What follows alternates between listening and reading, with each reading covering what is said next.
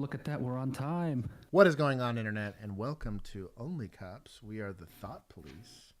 And THOT. we have stop. That is sometimes when we're doing body cam streams. We are the Thought Police. But anyways, we have some merch here. I want to welcome our 14,300 subscribers. If you're not subscribed to this channel, you totally should be. We go live. We go live twice a week, every Tuesday and Thursday at 7:30 Central Standard Time. Today is Tuesday, for those of you that are lost in a fog, and this is where we do police-related stuff. And then on Thursdays, we actually do body cam breakdowns, of which that's getting spicy. I had like a whole, there's 2 or 3 videos that came up with the mods, and I was like, oh, it's a spicy meatball, but a good one. So anyways, I want to thank all of you guys for that. I want to apologize. Sony kind of screwed Juan over. Producer Juan did make a really it was honestly one of my favorite episodes we've done in a while, and it got nuked. So if you want to watch that, unfortunately, you will have to go to episode. Yeah. SWAT episode is dead. Oh, you show them can you pull up our Patreon so you can see where it is? Because it is publicly available, so you can watch it. We would appreciate if you would join the Patreon, but it is not a requirement to watch the SWAT episode. So anyways, you can go to our Patreon group here. You can scroll down. Watch. Here it is. There it is. It's right there. Yeah. So here, I'll put it in the chat. There we go. So anyways, you guys can watch that. Unfortunately, it got taken down. I'm even nervous about putting it there. So I'm going to remove it just in case YouTube notices it's there. The shorts are fine, but yeah. So go check that out. I want to thank all you guys for that. There is also some really, really cool merch. So there is 2 ways that you can access our Discord for stuff like after parties or announcements or any of that kind of stuff. You can either do it as a member through YouTube for as little as $1 a month, or through Patreon for the same dollar amount, and that does give you direct access to the Discord. It's pretty rad. We're going to be doing an after party after stream today. And or you can get some really cool merch. We have some really cool stuff. Producer Juan, we were just laughing about this PTSD one this past week.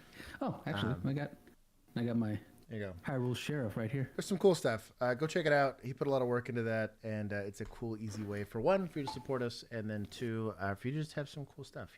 This is unique to us merch. I want to give Joe the first place prize for being the very, very first comment. He was in here probably pretty early for that. Chris Kaufman, a longtime OG now, is indeed second. Styx is third, though he didn't claim it. And Bandit, you know what? I'll give it to Bandit. We're going to go by Olympic rules. I'm just going to make it up as I go. Bandit, go ahead, gets third. Yeah. The Dan Hammer is in the house. It is good to see you, Dan. Christy C., Mr. Toastar. Kai, Mom is in the house. Let me see. That is DG Goodness for the uninitiated. Step Bro did indeed monetize the often. Well, this is a more monetizable stream, but it probably gets demonetized by the end of it. We have Keith here, so he tends to be the demonetizing factor. Brian Miner, it's good to see you. Ivana Murphy, hello. P. Woo, it's good to see you again. Jordan, John C. I think I said hi to everybody else. Shawshank. Man, I hate it when it reboots or like it refreshes and it like kicks me like. Oh yeah, it goes all the way to the bottom again. Kenneth, Millennial just popped in. Oh, Millennial, my dog. Millennial. And then Robert Carson. I promise I didn't skip your name. I likely either didn't see it or my Listexia just erased it from my mind. So anyways, shout out to them. And for everybody else that's joined us, the support has been really, really awesome. We will be uninterrupted for streams, I think, for the foreseeable future. We're going to likely get into some collaborations here soon for you guys, and we still do have some pre-recorded episodes that we should be launching on Officers React, hopefully sometime soon. You can put your complaints in the Boot Megan box because she's the reason why it's not happening. I have somebody else we have somebody else to blame that on. I like it. I hired her just to blame somebody. Trigicon or Hollow Sun? I'm going to say Trigicon for 2 reasons. 1, it's American made. 2, kind of objectively better. However, on a budget, I'm a poor. Hollow Sun does kind of crush at being cheap and usable. Like, they're not bad. Although as a good cheap alternative, if you don't mind outsource stuff, would be Vortex. Shout out to them. Not sponsored, just simping. Though I'm open to the idea. Super open. Anyways, thank you to everybody. I am joined here. Juan is the meat between our buns, and I call him Dad, but his name is Keith. He's at the very bottom. He's here to represent the deputies and county boys. I'm here to defend the honor of city police, which is losing more hope by the day for me. I'm just gonna say that. What on but anyways, between us and then some of the people that are here in the chat, we have probably centuries worth of law enforcement experience of which we will apply to whatever the hell we're watching right now. This actually kind of cracked me up. I think Chris Kaufman shared this one. It was pretty magical. This is. It's weird because in my whole life, this has been prohibited and like vilified, and for a reasonable reason, right? But like, to restrict drinking and driving here is viewed by some as downright undemocratic. It's kind of getting common is when a fella can't put in a hard day's work, put in 11, 12 hours a day, and then get in your truck and at least drink 1 or 2 beers. They're making it laws where you can't drink when you want to. You have to wear a seatbelt when you're driving. The idea that this lady's probably got like a what is it Pilsner, like a Pilsner beer with her kid not in a safety seat with in her the front baby seat. just chilling there. The 80s were indeed built different. And that strap of a car. Dude. But I will say this, I guarantee you, orientation skills were likely better just sheerly out of necessity. It's like penmanship was better when like Juan and I were like in elementary school. Penmanship was very good because you didn't really type that often, versus like as we got to high school with the proliferation of obviously computers and then everything being digitized, we got better at typing.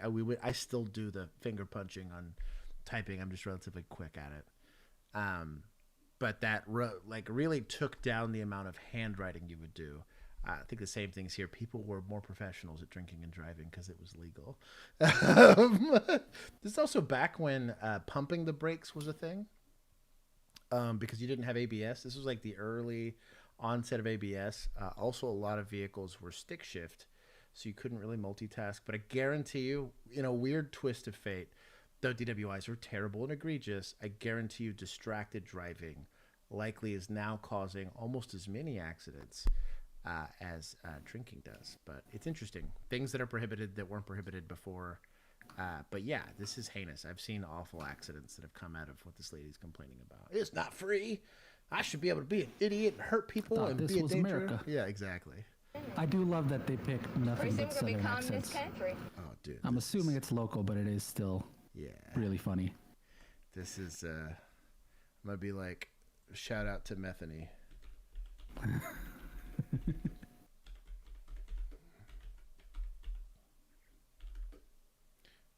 It should be A-N-Y, right? I'm gonna do I-N-Y. Methany. And her tyranny is when I don't like things. Baby boy. What do we want to name the son? Cletus. Oh my God! Hold on. He's gonna be Cletus Deletus pretty soon. Close enough. Oh my God! What in the hell is that spelling, bro? Like I'm partially doing that on purpose. The other part of it, I was like, how do you spell Cletus? But either way, but yeah, I think that drinking and driving should be criminalized. I think it's inherently dangerous. I feel the same way about smoking marijuana as much as I'm for the decriminalization of THC and marijuana. Consuming it and then operating something that could be dangerous. Same thing, like I'm a very big Second Amendment advocate. But the second you get drunk and grab a gun, I have beef. And I'm ready to go be the tyrant that's going to protect you from yourself. So you just be careful out there. Rights are indeed rights. But the second you prove that you are incapable of handling said freedom, you motivate people around you to want to take it away from you. It's kind of like the kids, right? You know, you want to play outside, you want to be on the bike, you almost get decapitated, you lose the bike. You know, it's a win-win. Chris Coffin, thank you for monetizing the unmonetizable stream. Emu's complaining that we're quiet, like overall quiet. Overall quiet? As a stream. Yeah. Man. Quieter than all the rest of Turn the your videos. volume up. I don't even know. I literally am maxed out here on the volume. Let me look at properties. It's all under default. I haven't changed anything. In fact, Juan's actually amplified on my desktop, as well as Keith. Keith's like all the way maxed out. Maybe we just need to yell. Maybe we're just. I being guess we quiet. could yell. Let me try this. How about that? Is this better? Is this better? I'm like as loud as this could make it, probably. I can get closer. Compared to any volume I play, you are a fraction of the volume. My volume is maxed. Maybe she's got. Maybe all the I other bet videos you- are wrong. I bet you she's got tinnitus. I'm a tinnitus. Does that sufferer. include videos on our channel, or is it like generic YouTube videos? Turn hearing aids on. She's on that Trudeau internet. Oh, that's true. Yeah, no. So Oh, Canada actually tries to silence us by 25% At least. on your At least. internet over there. Emu, we're gonna try. That's for how it you. works. I'm gonna try to speak louder. R.I.P. We're gonna people try to who intend- clip. Yeah. We're gonna make everybody wearing headphones just hate us. This is Police Work Seminar and Exhibition 2023. This is apparently the Singaporean police. Ooh, They got a sponsorship from Meta. This is a clearly. They got MetaQuest. bougie. Look at that. They got custom branded and everything. It's a sticker. Oh, it's a To be sticker. fair, Man. you can kind of see the sticker. And you know where else you can get a sticker is if you join our Patreon. Oh, sweet. They digitized them. Excuse me. I overheard two people at the cafe just now. They Bro, Do they speak English in Singapore? Very much. It yeah. used to be a British colony until Okay. 1965. it's kind of like a Hong Kong situation. Shout out to Britain, you know, Also, spreading English and if- tyranny. Police Simulator looked and played like this, I'd still play it. You know what else I This is did? already much better I'll than... say Singapore. You guys they need to did. chill. Bro, mentioned they planted a bomb at Helix Wow. earlier. They sounded very serious. Thank you, ma'am. Can you tell me more? No. But she broke the fourth Oh, wall. she's Oscar looking at 7 my to soul, bro. POCC. Received information about a possible bomb threat at Helix Bridge. Sir, we have a bomb threat incident at Helix Bridge. We are sending over the nearby patrol robot to investigate. Alert the relevant units. Yes, sir. So what's funny is without a MetaQuest, this is just what policing looks like. like somebody gives a complaint, right? And then some lady on a computer is like, okay, whoever's close to that, go there. Q24 countdown. Boom, boom. Bro, 24 was goated. The first couple seasons of that, dude. Shout out to Keith or Sutherland. Pretty good. Would eventually play Solid Snake. Oh, they got the little boxes on the people. Oh, that's creepy. That is kind of creepy. Scanny robot. I see this getting tossed off the bridge in a weekend in Houston. Bro, you remember that the little robot that they sent hitchhiking all around Europe, and it made it like one city Suspicious into bag the is U.S. spotted at the before it corner of got Helix Bridge. ID Yep. confirmed. mugged Activating and bomb disposal jumped in a ground trash can. units. Why didn't the trash can just grab it? You know, like the little robot trash can? I mean, like, it's there. Just kind of pick it up and drive it off the bridge, like, you know? Oh yeah. Identify and locate the owner of the bag. Yes, ma'am. Good luck.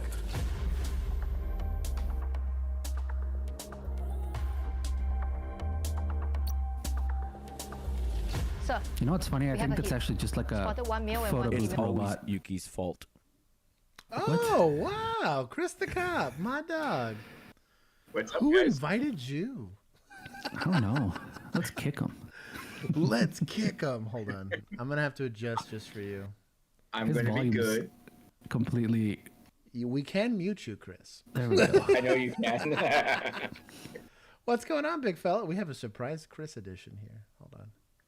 I have to like Hi. expand the box for him.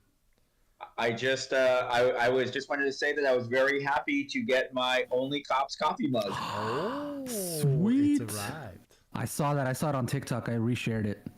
Oh, okay, cool. Are you leaving or are you staying? I'll stay. My guy. Okay. We're doing variety hour. Doing variety. So this is the Singaporean police last year trying to showcase what their alleged future for policing is going to be, and it sounds terrible. It looks like Minority Report, but not fun. Well, and also like Demolition Man. Demolition. That's somehow worse. Milk the bag. Delighted from vehicle number. Sierra Zulu uniform. Okay, they're doing stuff. 4158 Lima. I like the Class A's in dispatch. Very There's no way this works this well. Also alert ICA to Or prevent looks the this escape. good. It's gonna look like Windows 95. Yep. Yeah, most government used software, bro, the UI is like old trash. Like your command prompt, please allow access, please don't fail. Like how and maybe it was, I mean, is LA any better or is California any better, Chris, with like computer software? Ours was terrible, or at least old is what it was. Did you mute him? Yeah, no, we were just as bad. As a matter of fact, what's interesting is a lot of agencies were having to pay the cryptocurrency ransomware because how bad. I mean, my old department, we were down for 2 months because they took over our computers and said, "You guys want your information back?" So we actually had to go back to paper. We had no computers. So, like, I was gonna say, so like, what about TCIC and NCIC? Like, could you have access to that or no? We had limited access. No. Oh, I guess because you're compromised, right? And so here's the funny part. Here's the funny part about this. So because we are linked into the LA County Sheriff's Department, sure, they actually called and said, "You are currently being hacked. We need to get a hold of your IT department so you can basically cut your lines. You got to cut your lines right now, right?" Our IT manager was like, "No, it's just it's all a joke. It's all a joke. There's nothing like that's going on." And so it went hours where they thought it was somebody, and this guy's calling on a secure line saying, "I am Captain so-and-so with the LA County Sheriff's Department. You have to cut your lines." By the time they realized that it was legit, they already owned our servers and all our data. Wow. You imagine you have like a pending charge, right? For like ag assault or robbery or kidnapping. I wouldn't know that because it's not in the system anymore. I mean, that literally happened in Dallas. They had to basically vacate a bunch of like cases because they lost a ton of terabytes of data off their hard drives. But even like like you were asking Josh, even like the software that the officers use for report writing, it's called Spillman. I know they're throwing out there. They hate it. It's utterly ridiculous. So and guess what? The guy who brought it to the department was in administration already. So instead of asking the officers what they want or what they need, he's all like, "Oh no, let's get Spillman because it's awesome." And it was awful. Did his car get nicer after that change happened? His house got a pool.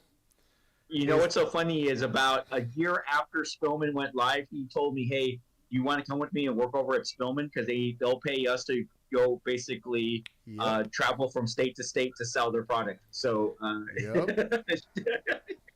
yes. Dude, when we did our body cam testing, and I'm not gonna disparage Motorola because we eventually got a very good system, but the Gen 1 ones, this was at the same time that like Samsung S7s were like catching on fire and stuff. There was basically the base for our Motorola phone was almost identical. And so we had 3, one of which burned the officer's shirt, like a hole in the shirt because they had to like take it off or get like melted basically. And so like he turned into Iron Man for like half a second. I was like, "Oh God." So the person that was in the position to say yes or no, like part of our tech team, like our R&D team, had friends in Motorola, and that's how somehow magically we, unlike everybody else, went with Motorola and not with like the 15 other. Really, Axon was really the only other option. But I will say the second generation of Motorola body cameras were probably the best in the market. We were very impressed with how well those worked. But yeah, there's a lot of that going on where it's like you're a friend or know a friend and somebody has dinner and they're like, hey, I can slide you. Because these are humongous contracts, like massive. $1 million contracts. Yeah, I was going to say multi-million-dollar contracts a lot of times just for software. That sucks. And the other part to that too is the actual ones and zeros of data storage. That's where they're making all the money. Yep. I mean, I think for body cam, and because we have to eventually delete ours just because there was so much data. You had, I think we were getting what's past the terabyte. What are you at? I wouldn't even know. Kilobyte, something like that. There's a big old number there. We were doing that daily. And so we were having to pay like, I think it was like $50,000 a week for data storage because of how much like footage we were generating. It was wild. And they were like, well, can we have like local servers that do that? And they were like, not reliably. No. Yeah. They're really getting after it here. Bro, the flex. This guy had a Scar 17. Oh my god. Bro, who's rocking a Scar? Bro, with the Trigicon. And look at that. Bro, he's got like a 80s or 90s helmet and like a rifle that costs more than that truck does, damn near. Like, this is weird. That's a weird flex. I wonder if they just bought one for this video. Or it's like an airsoft gun. That's not what drone controllers look like. No. Also, why does he... Definitely not for an FPV drone. No. Corridor clear. One room's on the right.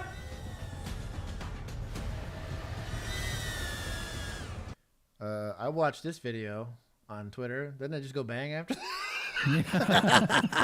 Sorry. That's a dark joke. Let's go. Close right. On me. Come on. Take it to the rear.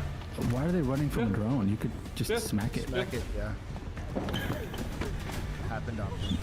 Hit it with a chancla and you're good. Oh, pretty much. Get Shrek'd. Immediately Shrek'd. Like, I don't know why this is taking so long. Shrek'd immediately. Or you just cut them both in half. Police! Drop your weapon! Stay back! Stay back! Don't get shot! Flashbang! Flashbang! Flashbang! What? I do like also that they just kept pointing their guns at the officers and are still not. They're breathing? Yeah, no. Yeah. And threatening to shoot. Like verbally threatening to shoot. I don't know that I buy the little flash strobe. I've never bought this idea that strobing lights were a good way to like incapacitate like somebody. Like, unless they have the brightness of the light can, because you totally see that with like takedown lights on a patrol car, or like some weapon mounted lights are really bright. But like strobing it as a feature, I don't know. I could maybe see the ultrasonic waves, but I don't see how those don't also affect everybody else there. Everybody else. Like if you do like the brown noise or something, make them poop their pants. Oh, an alpha drone with that tiny light? Ain't no way. Ain't no way. You need like on top of one of the cars kind of light. The explosive package has been deactivated.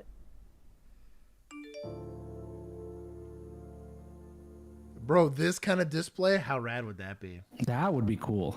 You know, they tried. So there's a dumb little AI gadget that they tried. They got like $100 million in investment, and it was the biggest piece of crap on the planet. But it basically tried to do that, but you had to hold your hand out in front of it so it would have something to project onto, and it was just the dinkiest little crap projector.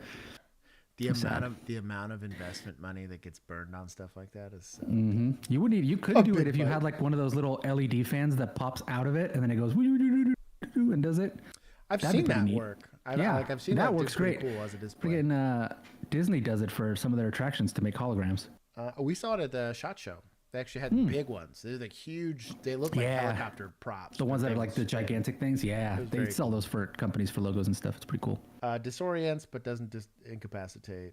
Definitely been sprint break. I don't know about that.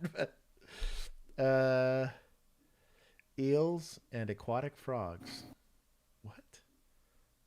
What? Oh, no, Emu is going to go clean her aquarium. Oh, very cool. It was way up Armed higher. police are afraid to use their weapons. As you should be due to legal liability. Anyways, I'm sorry. This is the UK. A warning from the head of the Met.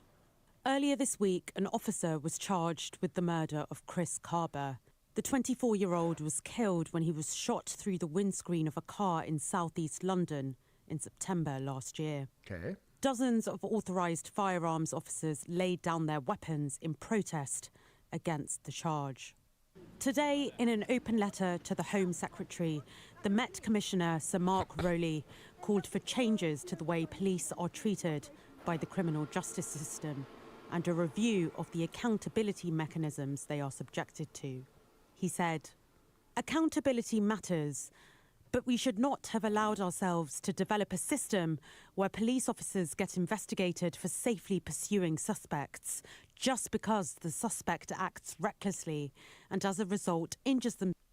So they should be investigated, but like the whole idea is like, especially today, right? In today's day and age, you have body cams, you have eyewitness testimony of what's going on. You likely, especially there, they have so many CCTV cameras, street cameras everywhere, right? You're going to have a pretty good view of the use of force itself. And let's say it's bad, because they exist. Bad shoots, I don't care where it is. In any use of force, whether it's debilitary or whatever, the difference between a war crime and not a war crime was you had authorization or you didn't, right? It's weird. And like we had issues. I don't know that a single cop that didn't have. I'm sure Chris has stories of this, and I know for sure Keith does. But I had multiple officers that were prosecuted while I was actively on duty for the discharge of their firearms if it was seen as unlawful, of which there was some that I was like, that's kind of bullshit, or others where I thought that maybe they were being too heavy-handed. But I didn't threaten to like just not do my job just because I disagreed with the outcome. Like, that's a little weird. This is weird. This is kind of... I didn't like that even. I agree. That's really weird. Because like, like Chris, you were still there during 2020, but I remember there was a lot of people. I used to get pissed off about this, like on Twitter, that were like, "Well, what if the cops just give up and just don't come?" And I'm like, I'm not going to threaten people with their safety and say I'm not going to come help you just because things aren't going our way, right? Yeah, it's one of those things that we don't agree, but we still got to do our job. Sure. I mean, we took an oath, and the oath is where it's. I mean, yeah, we're coming for the paycheck, but we're also it's the oath, and it's the whole life of service thing. Like, I would say out of the times that my life was genuinely in peril, like 2% of the time did I feel like the person my life was in peril for was maybe worth it. I would be impressed if anybody else had a different experience as a police officer, because this is like a crackhead that's reaching for what could be a weapon. This is an active suspect for a violent crime. Every once in a while, there's like, oh, sweet, there's a victim of domestic assault that's getting held hostage. Cool, I can risk my life. You know, I can risk my life for somebody, right? Stop. No, not like that. But like that they're a victim that is in need of saving, right? And I'm gonna have to risk my life to go do it. Cool. You'll have the joke I used to see all the time was like, if I lost my life because you're stopping something like an active shooter, or that there's some sort of mass casualty event, all day long, you go put my name on the street or whatever and go remember me as I lived. But like dying in a hit and run accident, or like, again, as part of some really petty domestic, like, not worth. But like, that was the risk you ran every single time you went to work. I don't like this stance that they've taken. It's a weird, sussy stance. You don't get to pick it as a peace officer. Like, you know what I mean? Like, now you can choose maybe not to enforce certain laws that you might think are in violation of the oath you took, right? But like, just saying I'm not going to get into risky situations. If you have a victim, you have a victim. If there's a crime, your job is to intervene. That's stupid. themselves or someone else. This is unfair on our officers and discourages them from chasing down criminals. Armed officers know they need to justify their actions, especially when lethal force is used. Agreed. He was responding to the Home Secretary, Suella Braverman, who today announced a review into armed policing.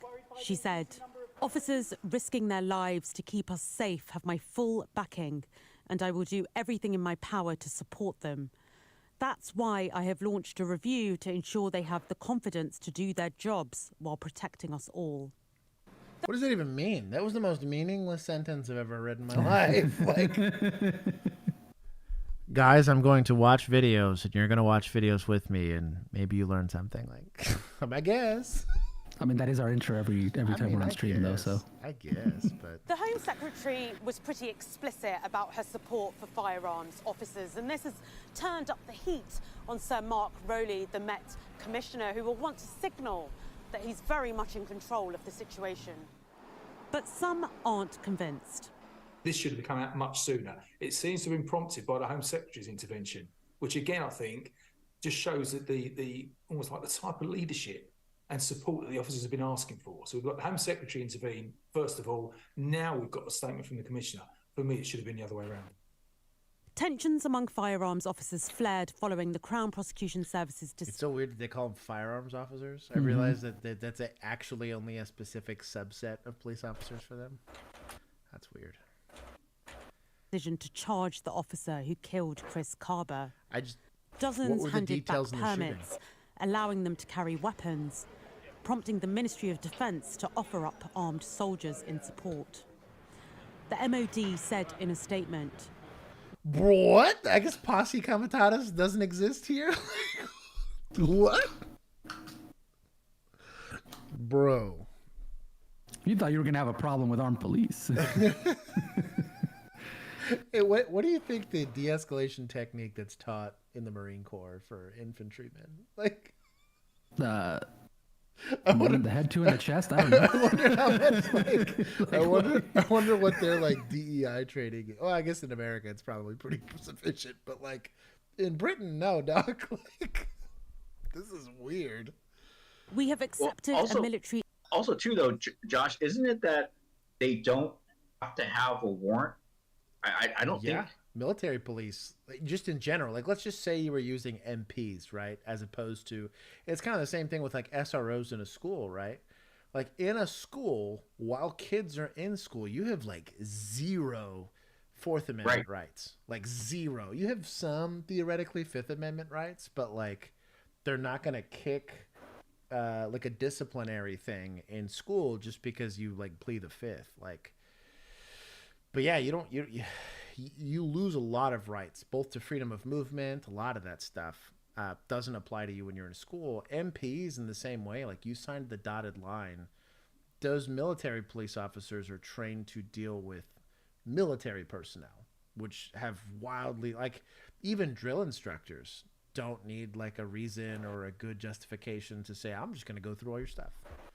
I'm going to invade your privacy. I'm going to ruin your sleep schedule. It doesn't matter. Like you lost and literally waved away your rights to a lot of stuff. And MPs are engineered and trained and very well practiced in operating within those confines versus traditional police officers that are dealing with the public they're dealing with people that have rights in some way, shape, or form. Right. This is all weird. I'm also annoyed that they're talking about a shooting but haven't given any details about it. Mm-hmm. Because let's say I had to look it up, and basically, so this guy was a rapper. He was unarmed. Sure. He was basically being chased for a firearms incident, is what they called it, from the day before. He got to a police blockade and then drove at a patrol car or a officer. They were blocking it, and he drove into it. Mm-hmm. Yeah. And then they shot one time into windshield that hit him, and then he died in the hospital later. Unless there's something I'm missing there. And I can't find a body cam at all. So it's like that's based on, which is crazy because like there's a bajillion cameras all around, and somehow I guess maybe they don't have a like a body cam release system there that allows you to just publish it. But Yeah, I think you hit it would be the equivalent, I guess, to put it into more American perspective. Like if I was going to do spike strips, right? And I'm going to be on the side of the road and I'm going to sit there and try to deploy because I'm trying to prevent this car from continuing to endanger people, right? I know this person's likely armed because we've done the charge there's some sort of arms offense here with this suspect. If he veers to try to hit that officer, 100% he gets smoked because it's a deadly threat at that point in time. He, despite being unarmed in the sense that he did not have a firearm present, that doesn't mean he wasn't a car. I'm gonna say, yeah, he doesn't mean he wasn't a lethal threat. That's not a complicated use of force. Then I'm on the side of the people that say this guy shouldn't be getting charged unless there's something we're missing. We don't get to know because of the lack of transparency with their police department, but that being said, like, I thought the whole thing's stupid. The whole way they're treating this is stupid. Mm-hmm. But that explains a lot. It's over there. It's across the pond. This I found fascinating. This upset me. I watched like half of this and I was like, okay, we're gonna watch this on stream. This is your people, Chris. So also your people, Keith, because it's a deputy. So you explain to me what I'm missing here. Oh, I can't wait. My name is Deputy Barnes. I'm a patrol deputy for the Sacramento County Sheriff's Office. So Sac County is I hate when they leave equipment in here, especially when it's literally doing nothing. Like it's not even lit. I was gonna say it's not on, so it's the reflector's not reflecting anything on her. It's just decorative. It's Hollywood. We want you to know that we're doing this, and it's a production, and blah. So, you know who did it well? Was that F1 show, the Drive to Survive or whatever it's called? They did it really well because they had like the one line, and so they had a couple of like secondary angle shots where you could kind of see it, but it added to the drama because it was just the one light. That was cool. This is trash. Yeah. So this is ridiculous. Production value aside, because it is trash, and I give Juan carte blanche. No, nobody's here. I have to have something to say. Yeah, nobody here's allowed. Yeah, no one's allowed to disparage Juan for his contributions. None of these lights are on. Yeah, young Deputy Barnes here looks like she's in great shape. Has a watch, which I'll send her for because it is an Apple Watch, and I don't like smart watches. However, gets a huge plus for having a handpiece in California. I salute you, ma'am. Well, the reason why she's in Central California and us Southern California, there's Southern California, there's Northern California, there is I don't give a shit California, okay? And this is that part of California. I understand. Understandable. I get it. I also It's Sacramento. It's the home of the governor. Who cares? I know Who cares about Sacramento? Again, but if you want it, we have it here. From detective positions, we have custody, we have patrol. This is one of the very few completely black uniforms I've also ever seen. Typically, it's like just a dark blue or like a navy or a gray or a something green. like that. Yeah, green. I hate dark green would look good. I would take these over white because white's just horrible looking. I'm also glad that they have the correct color undershirt. Chris is clenching his fist over there. It's gonna be bright white. It's gonna be blinding. If you kill me based on the triangle of death, I'll give you that one. You get a trophy for taking me out on the 3-inch by 1-inch triangle of death. I'll applaud you. But I am, however, not. That's how you spot a California cop in the dark. You shine a flashlight in where it reflects. That's how you know where they are. That's how you know where they're at. These are way too shiny of badges. These are like kind of obnoxious. Maybe they cleaned them and polished them before they gotta polish them. But like, no, that's their badge. That's their badge. That is shiny. Yeah, our badges are really shiny. This is wild. It is kind of goofy looking though. This like star badge is kind of weird. Anything that you can imagine or anything that you would want to. Shout out though to also having your hair up. It's my biggest beef with because I've also seen this with male police officers that they'll do like this thing where they just slick it back and you're like, but you still have a ponytail, dog. Like this is pretty unobtrusive. Do within law enforcement, we generally have to offer. So the county of Sacramento is super diverse. And the earpiece. Me, myself, I am white, black, Native American, and Filipino. And when I come out into the county of Sacramento, I'm faced with that every day. However, at the end of the day, we are people. I'm Maybe no it's different than the green. next person. The next person is I think no it's a different really than me. I just had a dark dream that I green, but tasted it. that could also The just color, be fluorescent the lighting. color temperature. No, is it's so black. weird. Okay, it's You black. can see it here, or If like we all the went into darkest the of world dark and we navies, had the but I'm pretty mindset sure that's that we are black. the same.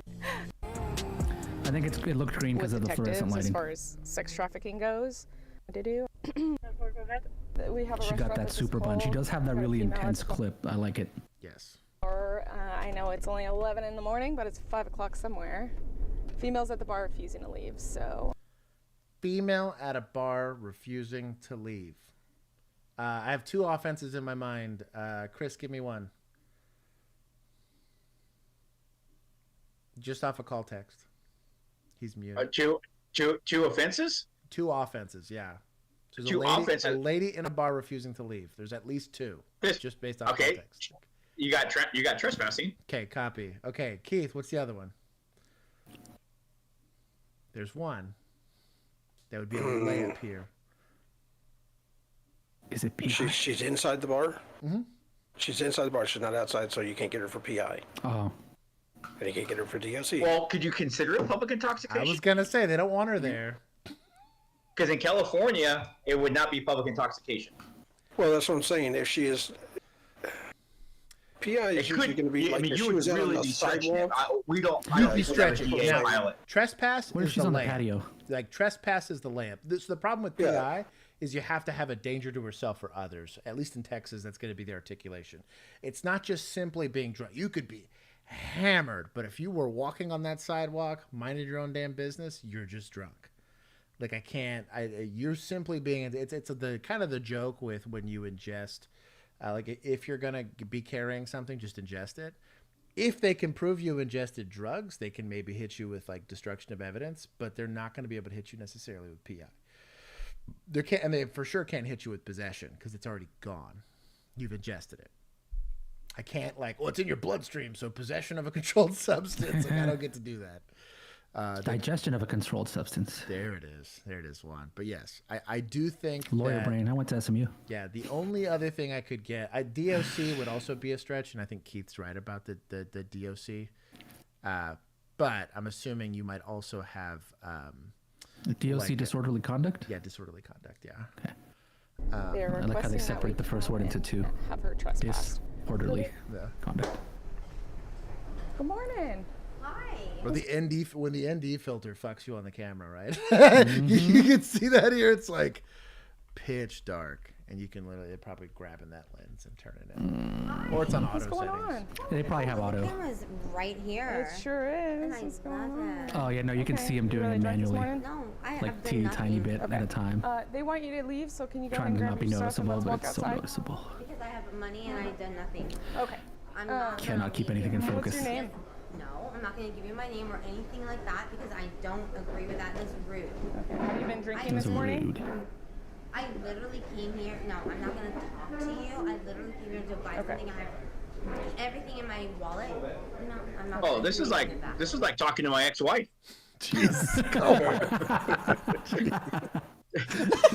I actually started twitching right now. I was like, what? Oh my God, Cynthia! They're interviewing Cynthia. Bro, okay, put an F in the chat for Cynthia. Well, in my phone, she's listed as Lucifer. Oh my God. So anyways, Cynthia here is likely intoxicated. I think it's a pretty easy layup here, right? Call text says the staff wants her gone. I'm assuming that's the staff asked her to leave, and she didn't. So at the bare minimum, we have a misdemeanor in our presence, right, for criminal trespass. Easy. Yep. Give the warning. She tells you to pound sand, jail. That fast. So we're going to get your stuff and we're going to walk outside because they don't want you here, okay? You're not going to get any of my stuff and you're not going to walk outside. Refusal. That's what you're not going to do. Okay. No, you're not going to do that. Okay. Oh, up you go. No. What did I do? Oh no, it's the consequences of my actions. Honestly, what did I... No. So they just asked you to leave, so what we're going to do is Oh, we're did they just do walk a you cut? outside. Because she took Okay, and we're forever to gonna get have her a conversation handcuffs with you out? there, okay? Do you have your wallet in there? Damn. I'm not sure. Jump cut. You don't know if you have your wallet in No your purse? existing. Okay, No, what's your name? I'm not gonna give you my name because you're just putting So let's say they're going straight to the arrest and she does not identify herself. You now have failed ID as well. handcuffs on me and we'll talk outside. That's what we will do. But you don't get resisting, children. Those of you watching, if you're a cop and you charge resisting for this, you're a bad police officer. Or deputy. I guess I don't want to be offensive to those people. To those people. Yeah. Do you have her purse? Yeah. Is your wallet in your purse? Okay. You can get her identified. So I'm going to be really honest with you, okay? Your refusal to cooperate with us is going to make... No. So you need to stop talking and listen to me, okay? No, I don't need to stop talking and listen to you because your you're refusal to talk to us is going... I'll go to jail. Why does she have Close the door. Why does she have 2 rings on? Also, roll your window down. I have... This is as far as I got, and I stopped because I started getting mad. I'm nervous. She's trying to barter with this lady because she doesn't want to take her to jail. Mm-hmm. I feel like this feels like a lecture because you're on camera. And that's some deputy shit. That is, I ain't got time. And it's a manpower thing, so I'm not going to get mad because I was never in a situation where I was like, unless I was working like deep mids and somebody got sick, right? Like, it was rare that we were ever so low on manpower I couldn't afford to take somebody home, but this is my fear. Keith, your mic's doing the thing. Okay. If you refuse to ID yourself, then you're going to go. If you live... So my mic's up again. You didn't. And I Yeah, gave it's you doing my the... purse, so if you want to keep... So I'm telling you right now that... I'm telling you right now. I'm just going to take you home. I don't care where you Why? take me. I'm going to tell you this If right you now, refuse honey. to take her to jail. cooperate with us, You can do it's whatever gonna you want. gonna I learn. can sue you. Okay, let's do it. Okay. So Let's do it. Let's... that gets complicated. Okay, complicate it for me. You courtesy ride her home. Right? You, as dispatch, you drop her off and everything like that. She leaves the house 5 minutes later, stumbles out in the street, gets herself run over. Yep. You have a duty to protect her from I want to know what's going on with that hair clip, though, man. That's like the hair clip from hell. Isn't that awesome? I was looking at that. I was like, Dude, that is a straight up hair clamp. I love it. Okay, but my daughter's sitting right there. I'm gonna have her take a quick look at this. I'll get a female. Yes, we need her Get us opinion a on it. female opinion on this hair clip. I'm gonna Also do the a poll too. hairstyle. On the hair clip. So my flip side to this also, with her being intoxicated, right, and you trying to get her to go home, what if a domestic pops out of this with how confrontational she's being right now, right? So anything that can result from her intoxication. She's in an altered state. If you got her in the car, just take her. Go let her sit and hold herself for 4 hours. Somewhere Okay, loose. I got it from a female police officer. Okay, She here we thinks are. that hair clip is very unprofessional. Oh. And hold on, what was the last part? It's a backup weapon. High or low, but As an officer, it should be okay to do a ponytail, but yeah, she thinks it's unprofessional. Okay, so what if your ponytail's long? Because I've always been of the opinion that like a tighter bun was like less dangerous. I've never had long hair a day in my life, but I feel like that would be less dangerous than a bun. I wish Bill was here. He could tell us. Bill would be the subject matter expert, right? Yeah. So she's saying that the longer the ponytail, obviously, the more risk, and that you're just better off with the bun, even though it's like hurts their head, because they have to wrap it. Now that I buy, because I've heard multiple people complain that like if they've ever had to do like a ponytail for longer than a couple hours, it's a bitch and a half. I don't know anything about it, but shout out to your girls trying to look cute on patrol. So what is the problem with the clip then?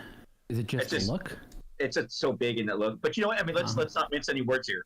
I mean, this is why there should be no women in law enforcement. Wow! Oh my God! I'm only kidding. I'm only Is she kidding. punching you right now? Turn your camera on. I want to see you getting punched. Yeah, I want to see the punch. JK. Hashtag. Hey, I'm gonna hear some agonal breathing in a second. You know what she should tell her is like she's also why you don't need old men wasting space in a uniform. Right. That's why the old men need to retire. Yeah. Very true. Very Find true. something better to do. Just buy a game store and You didn't do chill. anything wrong. Right. Okay, so give me your name so we can figure out how to get you. Okay, so you have her purse, and she had to use an ID. Well, maybe she's an old lady, so they didn't ID her. But like, let's assume she's got her ID in her purse. How are you searching it if you're not arresting her? So, well, my point is for the sake of identifying her, Mm-hmm. I'm not searching for the sake of like trying to find something to arrest her with. I'm just looking for her ID. If I found something there and I'm not articulating an arrest, 100% whatever I find is bullshit, right? Like I'm not going to be able to hold the chain of custody is not there. I didn't follow CCP to get it, but I'd still dig in the purse to see if I can get an ID, knowing that I know what my authority is, right? Now, I'd have to likely seize it because I'm not going to just leave the weed, but I'd have to articulate in my report, seize this from this person's possession, couldn't charge because it was a bad search. That's really all it is.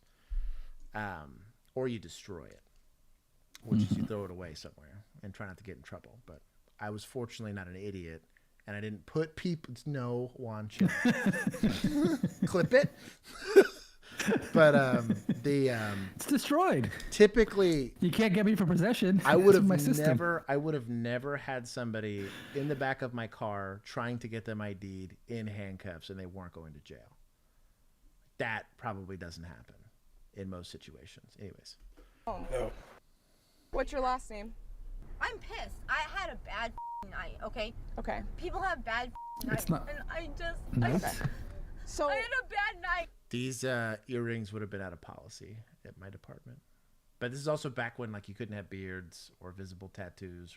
I'm sure they've like gone back on that, but like a lot of what she's wearing would have been out of policy. Dude, So you and can't- I hate my ex-husband and I just want Chris, she's talking about you. You're the reason for this. to go home. Exactly. See. You can't stay here. I don't want Well, hopefully she'll Listen drink herself to to death me, and she'll die of liver Dennis. disease. Well, none of these cops keep stopping her and arresting her for things. Right? You can't stay here. And when we let you bartender's out, ruining you have it. to be nice to people, or else we're gonna have to come back.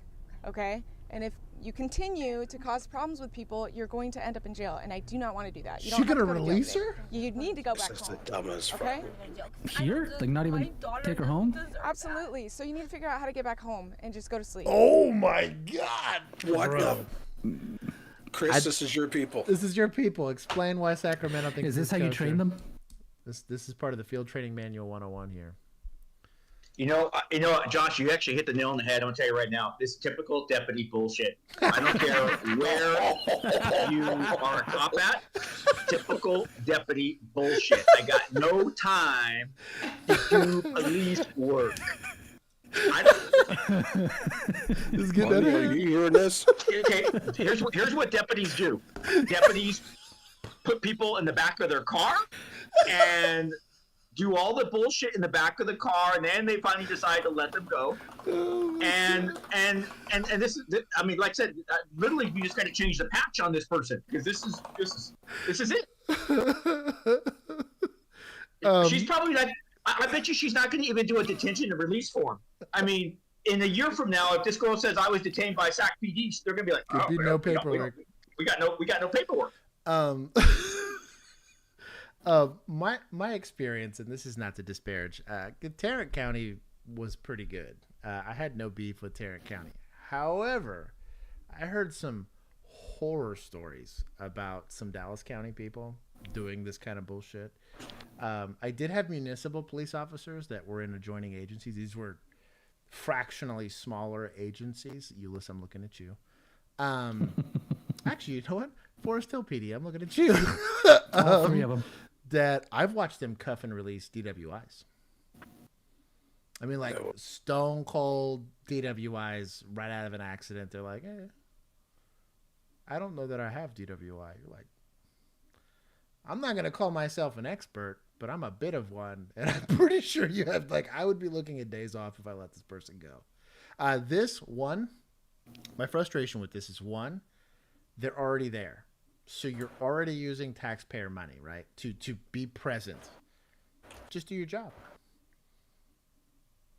Like, instead of like bartering with her, trying to get her a ride home, like in the time it takes for you to issue the public intoxication citation and do your like 3-paragraph report for this, because it wouldn't be complicated, issue the criminal trespass warning you're probably done with this call in like an hour tops, including going to the jail. Maybe county's a little different, but. No, it's not different. It's their fucking jail. Okay? He's taking the prisoner to her fucking jail. Yeah. As a police officer, when I go to the county jail, I have to wait behind the fucking deputies. That's true. So it's true. She gets to go faster. There's no reason to be lazy. This is like directly go to jail, don't pass go. But no, I'm going to be a lazy fucking deputy and not do my fucking job. And you know what? And here's the worst part. The bartender's probably watching this bullshit going, what? They're just going to let her go? Yep. And what upsets me is that it makes them less likely. I complain about this a lot with either domestics, but also with like just disturbances in general.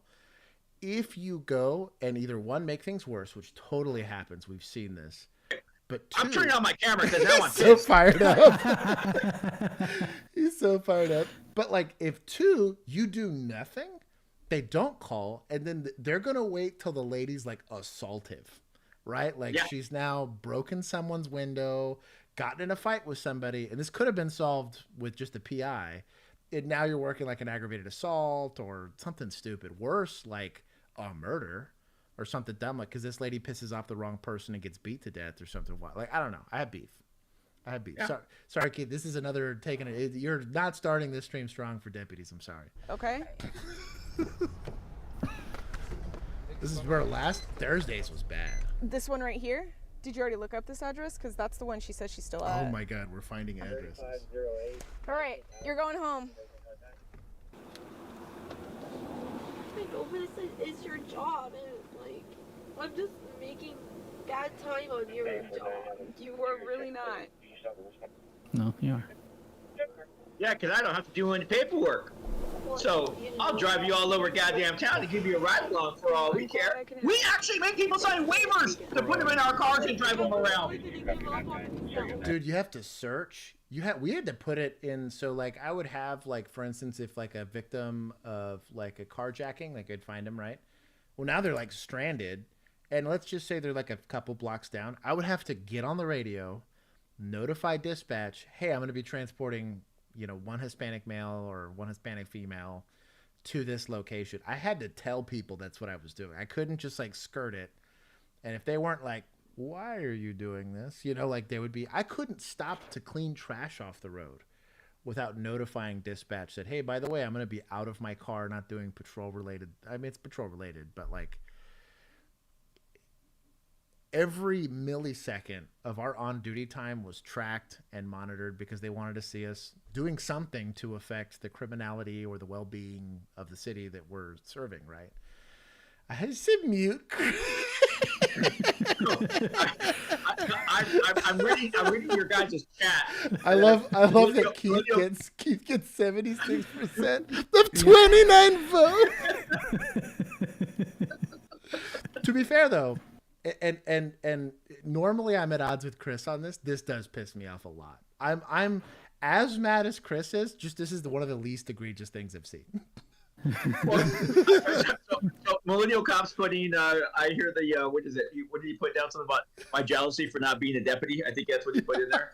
It's like, no, I actually did not want to be a deputy because I actually wanted to do police work.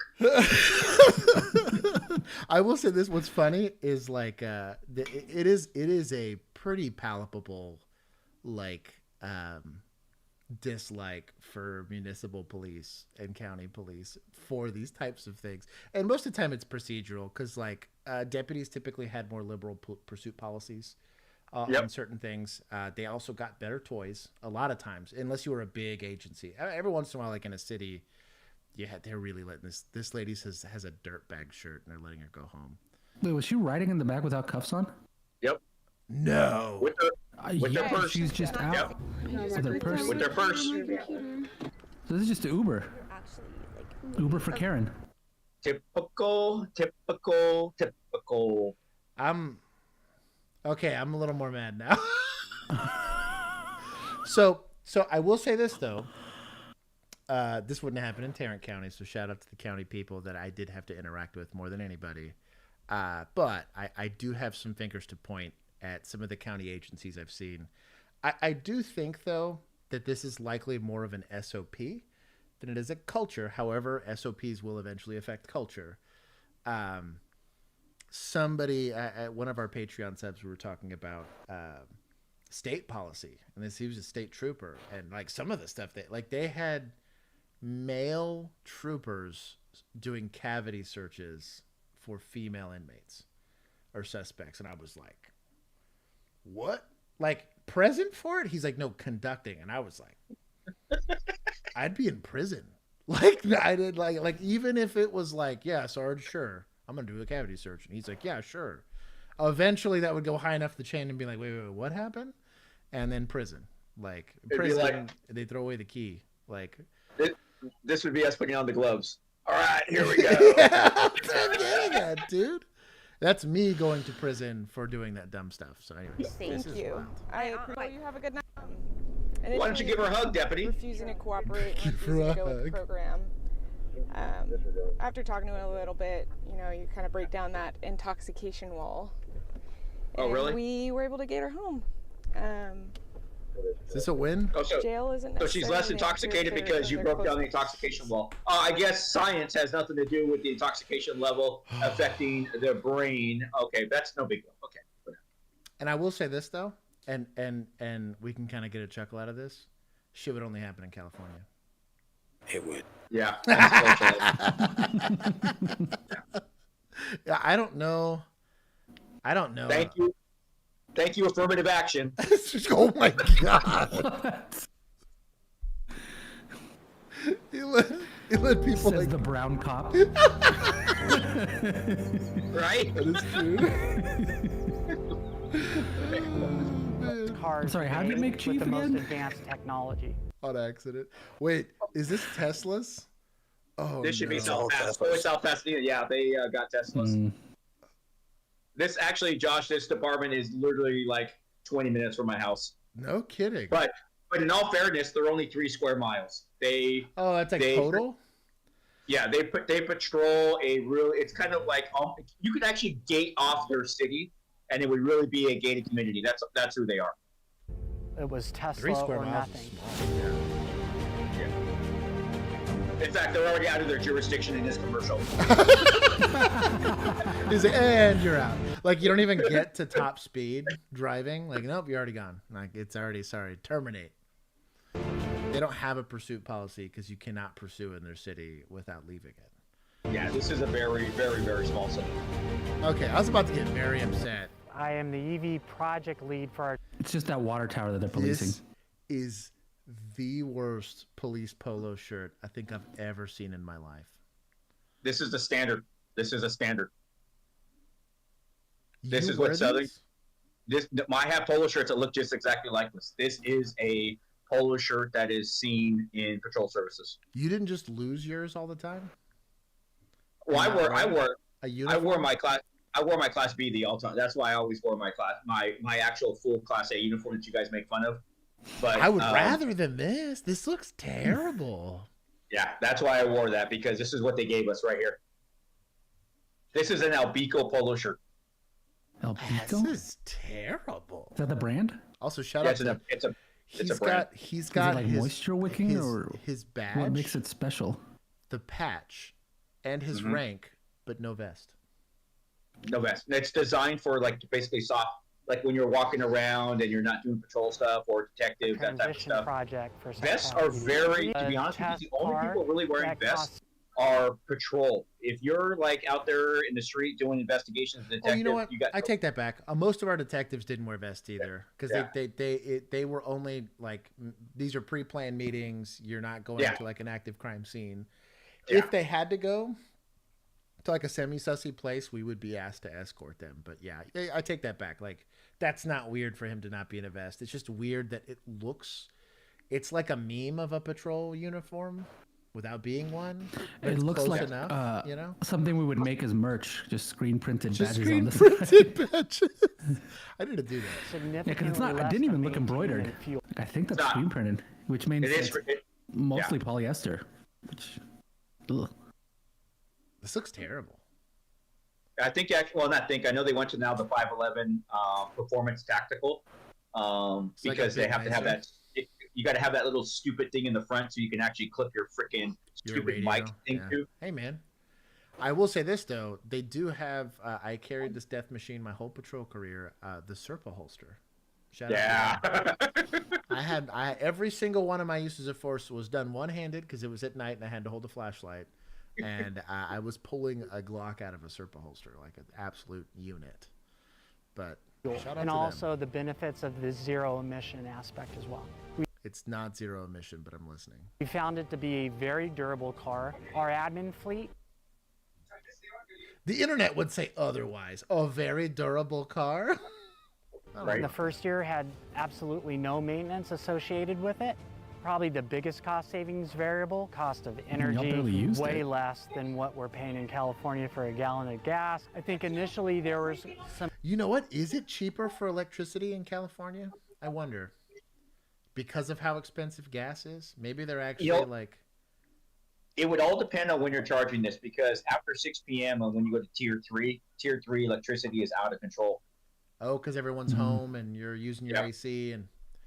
Oh, yeah. It's crazy. If they're saving... Because he was plugging it in during the day, right? Let's say they're plugging it in at like 11 in the morning and they just have like a fleet that they rotate. Maybe this is not stupid. I want to make fun of this, but based on what you said with them being a small jurisdiction... Yeah, I think if you're a small department, it's not a bad idea. I will say this, though, and Keith can ditto me on this. Teslas are too expensive for it, but approaching like a suspect location in a completely silent car would be rad.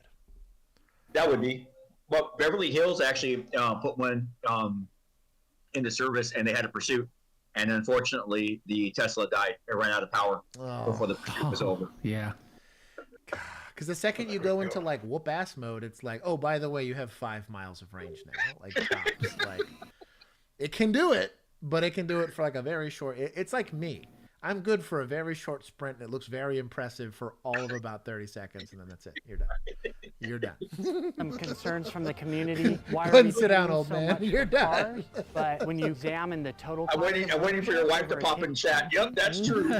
Can confirm. Your period If anything, that's a little generous. Becomes a significant cost savings. So when you look at the entire package, became not only a viable solution, became the best solution as well. For them. Bro, look at this. This is kind of dripped out, though. Okay, I'm not mad about this. Outer vests. I've never been a fan of the sideways magazines, but also I didn't have outer vests, so maybe it's a bit more complicated with an outer vest. Do they not have a cage? That's a good. I don't know. Officer safety was at the top of the list, and what we found was Tesla makes the safest cars made with the most advanced technology. We had a pursuit on the freeway in the rain. The officers said that they never would have continued with that pursuit in the cars that we were operating versus the Teslas because they felt very, very safe in there. Oh my God, what freaking electrical propaganda are they paying this freaking worm? You know what? Those cops need to turn in their freaking top ID cards. I didn't feel safe in the Ford Explorer that has been time tested, that can't be turned over because it's on a wider chassis. You're a fucking pussy. Jesus Christ. I would put my odds as lower that I'm getting away from Keith having just been OC'd in a Crown Vic rather than anybody in a Tesla. I'm getting away if you're chasing me in a Tesla. Oh my God. Yeah, that's just the propaganda. Low center gravity of the car related to how it handles and how Millennial it Cop, I'm going to guarantee you that these will provide speed. I didn't want to have to ever at some point in time put our off charge. No, I'm sure they did. This is a search in that we believe. Or it's heavily government. I mean, it's text, but it's like upfit. There's some sort of like program that they're tapping into to pay for them. They're not really coming out of the department budget. This was actually very good. I don't know what is this from? Is this like a Blue Lights? Is that what this is? This show? I don't know what the show is, but shout out to our Patreon group. They sent us these. These were pretty good, actually. No, No. Who? The call Sangan and the card view. It's a setup. It's double OB as of this minute. Out of bounds. Get them out of there. So this is I had to do some context clues here. So this is basically kind of like their dispatch unit, but it's more of like a fusion center. So they scour the internet for intelligence. We called it ATIU, but it's like just a tech unit, and they would skim social media. They would skim a bunch of different places to get tactical information when we needed it. And so basically they heard whispers that there's somebody trying to set up law enforcement officers with fake 911 calls, is what he's being said. He's like, hey, listen, I participated in pre-set up calls that we found out oftentimes too late. Like, we're already on scene, and like we're getting phone calls like, hey, leave, that's a fake call. Because they're trying to, mostly it was for like, because they were like auditors, and these were like gotcha calls. There were a handful, though, where there were potentially plans that they were going to try to ambush police officers, which did happen in that year that I can't mention online. Barney, tell Bravo Lima 7-2 to withdraw immediately. Their location is WB over. Roger that, Helen.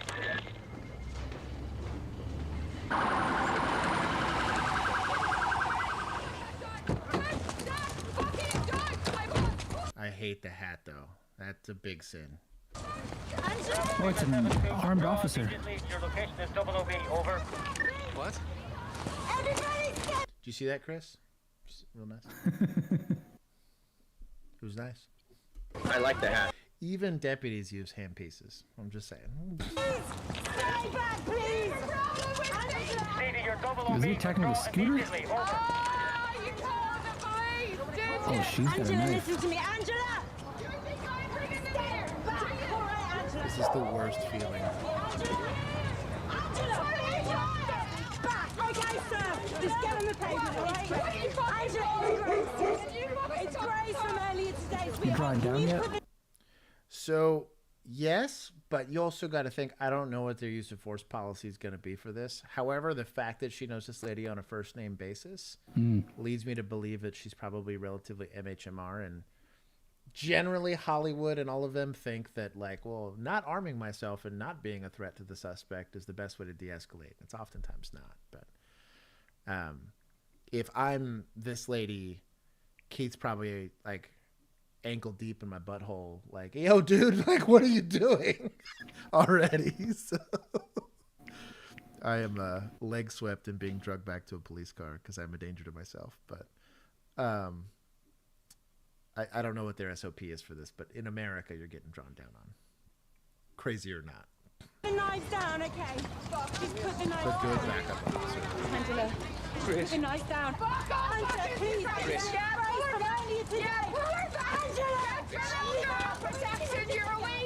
Oh, wow, she is really close. Ooh.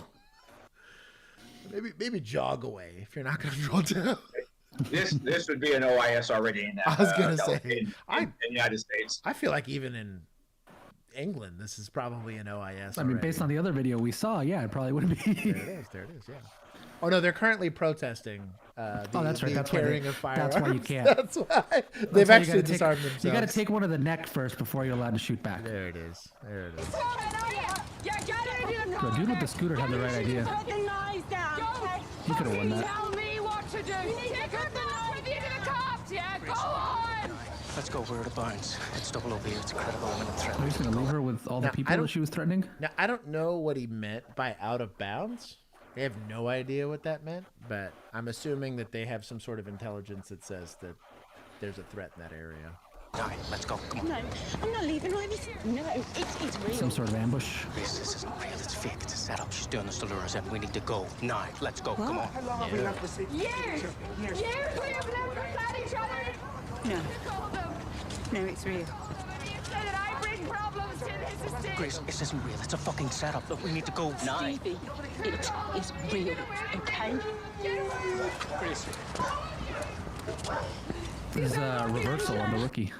This is kind of a reversal. I bet you they're actually peers, though. I'm assuming they're like a tied unit. Like, this isn't like field training. This is them actually working together here. So. Angela, sweetheart, you need to listen to me. Fuck. Uniform 7-2, over. That is a negative. You're gonna have to override the double OB and get his son back up over. Working on it. Look, I was with you. I was with you. This morning, we were sitting in your kitchen. Step back. I am not a threat, I promise you. Confirmed, you are not a threat currently. She's the armed person. You are not. And you're like 3 feet away from her. You know what? I'm team man catcher on this one though. We watched Japan had a really rad man catcher like ploy for this, and it looked very effective. Bro, that's why I was saying the dude with the scooter's got the right idea. Like you could win that fight with that scooter. Sweep the leg. Easy.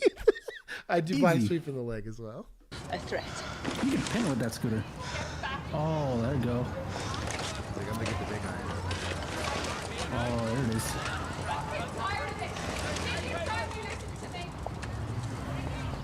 Bro, there's a guy with a tripod in the window. Like, this is now a setup, right? Like, what are we doing here? Angela, you need to put the knife. No. What an idiot. No, tell him again. Well, so okay, so hear me out. He saw the dude with the tripod, right? If he pulls out his rifle, he's the first one getting shot. She's now screwed. He's now dead. And maybe I think he's trying to see that maybe if he just buys some time, you maybe grab backup her, gets there you in time. grab her by the ear and you drag her back to that car. And drag her back if it's that and big of a just problem, yeah. As opposed to immediately making yourself like the first one dead. Yeah, maybe. I guess you're right. It's Article 2, right to life. They need backup. I took screenwriting classes. Double OB. We can't just leave them there alone. Go get them. Helicopter. I need to finish this. Okay, yeah, Constable Robinson. Wow. I need to finish this. You finish your career when you're done with that report. Yeah. Go ahead and turn your gun on your back. Yeah. Thank you. Wow. Jeez. Could you imagine having the nerve to say that to like someone say, hey, your fellow police officers are in mortal danger. I'm sorry, I need to finish this. And we've actually let people go because they didn't engage. Yeah. Because dereliction of duty, hell yes. Yeah, dude. That's like there's conduct unbecoming, which is like kind of a catch-all, right? But dereliction of duty, in my personal opinion, is more heinous. Because you can have like a out of character moment, or where you let the inside voice become an outside voice, like that I get, right? But like just straight up failure to act, like it's pretty. I can't tell you how many times I had to get on this, especially as a rookie, just because like I did not want to be known as a police officer that other people had to go do. Like if it was in my beat, I'd stack 2 or 3 reports. And it sucked because I was like, shit, I'm going to be on overtime. But like what I didn't want was because it only had to happen once. And there's a senior officer like, where the fuck is that rookie? Like, why am I working a call on his beat? And it sucked because he had an active beat, but like you didn't want to have a bad reputation for being lazy. But like, you just 2:34, put my report on hold, show me en route to that call. That easy. It's not hard. Also that fast. Not, dispatch, I know I'm on a report right now, but can you go ahead and hold that report? Plan to finish it later. Yeah. Can you stay here? No, we need every driver we can get, and that means you two. Wait, hold on real quick, Josh. Wait, you did your impression wrong. This is how Josh would do it. Oh yeah, and this is how I would do it. Yeah. I was a mic in front of my chest, not on the side. I didn't like this either. To be fair, I at least had enough self-respect to put it in front of me. Yeah. Fucking go! That's a good supervisor. Why are they all so scared? That's weird. Oh, I'd be going with them. I'd be. Yeah, I was going to say, why are you still there, dude? Get your ass out too. He's got to finish the report. He's got to. I can't go. The coffee's not done. He's got 6 reports to finish, dude. The scones are in the oven. Can't let them burn. Throw the Range Rover. Bet you regret not having the rifle now, dog. Multiple out Oliver Normans. The entire McIntyre gang just showed up over. Back up on the way. It's a good thing they're not armed. So, there's a I'll end the poll. Keith, you won with a perfect 69%. Nice. He said nice. But there is a term called officer presence, and it's something you don't get right off the get-go. It's kind of how you end up getting outed as a rookie oftentimes, is when you're in confrontational situations, and you're not used to being there.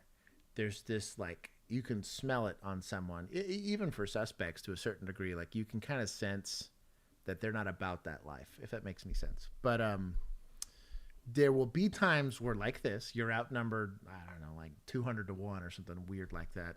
And you want to be not worth it.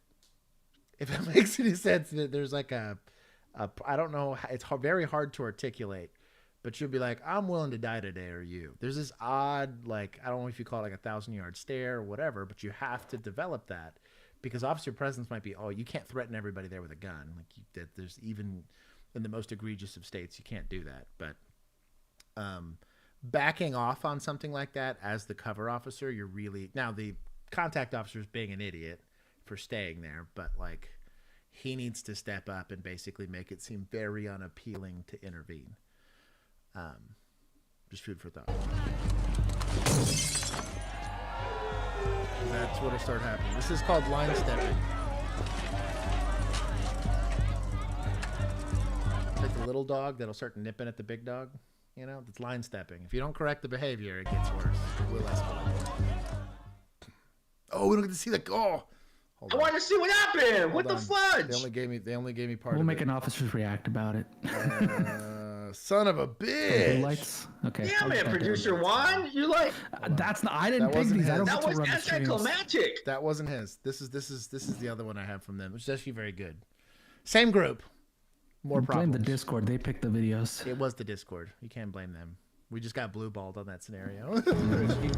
I will find it for. So in this one, they just took a bullet to the headrest. Fortunately, they have ballistic headrests, I guess, and it stopped. Fancy. A 9mm round. I don't know how. Gosh. So no, let me tell you this. We had one of our motor officers got shot at as he was responding to a traffic collision.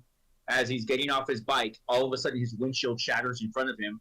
And he has no idea what the heck just happened. And then he realizes he's taking rounds because then his gun hand got shot, right? Well, he's able to return fire as the suspect's driving away. He puts 9 rounds of HK-45 into the driver headrest, and not one penetrated the headrest.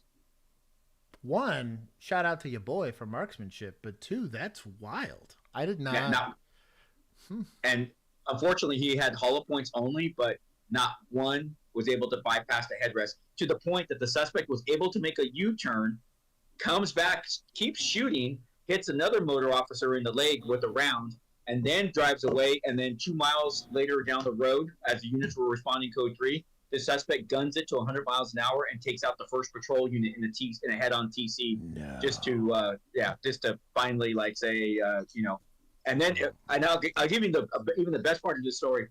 The officer who got hit in the traffic collision at 100 miles an hour crawls out of his car, grabs the suspect. They get into what we call 148, so officer, fight. Sure, in fight. He's able to handcuff the suspect. When he handcuffs the suspect, but this is now according to witnesses, he passes out. But he fought to the end, got him handcuffed, and then he passed out.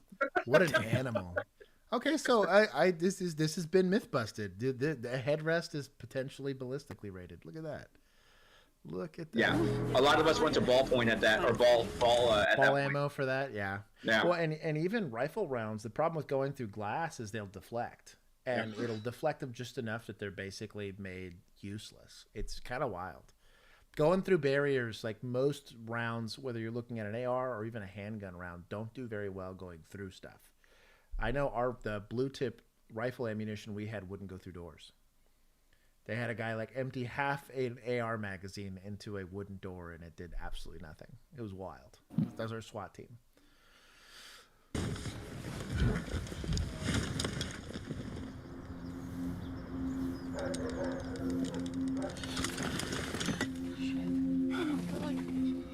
Oh my god.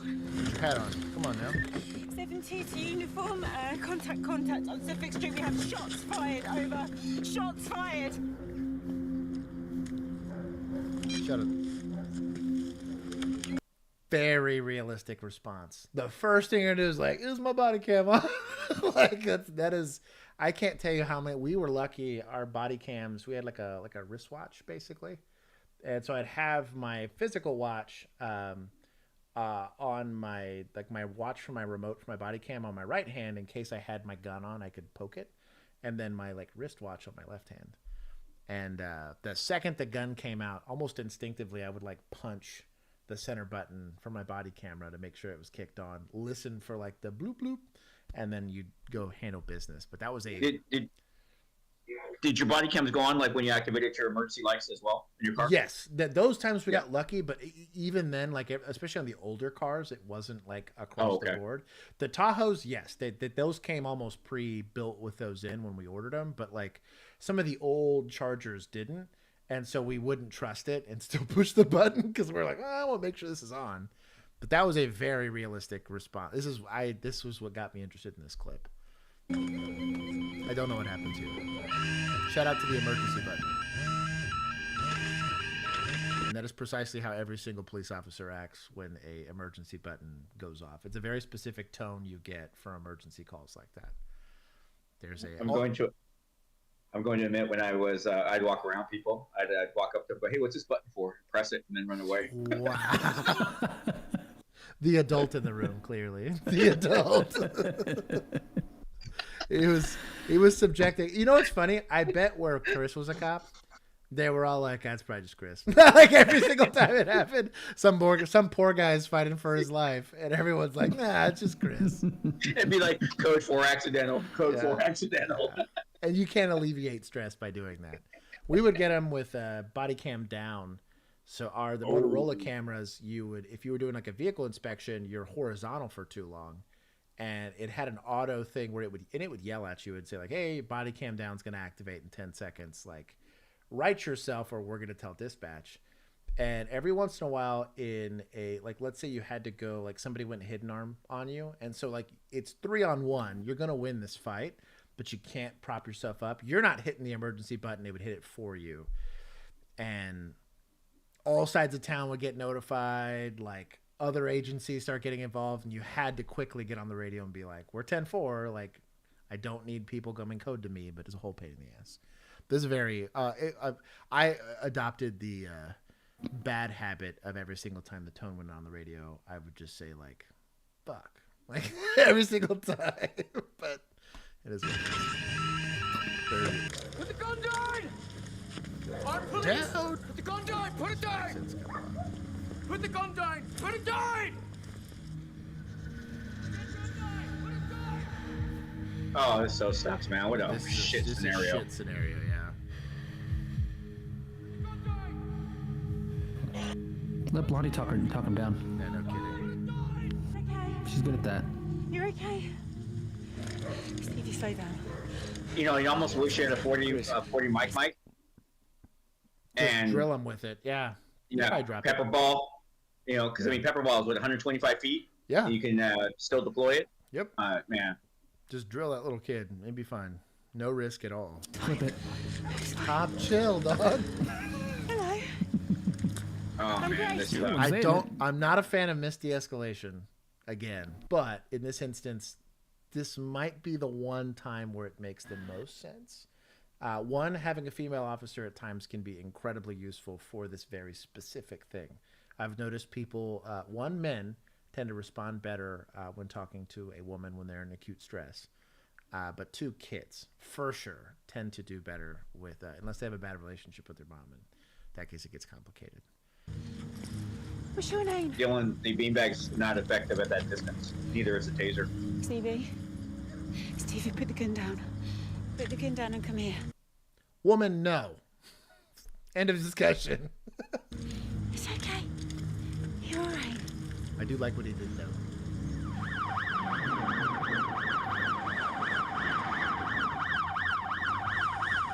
Armed police. I bet that's the mom. I'm Grace. This is Stevie. I'm Grace. This is my only plan. Sweetheart. To approach everyone. Do you want to tell us what your name is? What's your name? It's okay. They're just here to help, all right? Do you want me to ask them if they can just... Absolute jump out boys. I don't know that, and our SWAT took way longer than this to deploy, but maybe they have like roving armed police. They actually, so I have a friend who is from England, and he says that they're ready to go. So when patrol says, so it's not a SWAT team, their officers trained to a certain level. So they'd be actually even like, you know, like New York's emergency response team, those ERT teams. That's what they're kind of equivalent to as an ERT. They're ERT.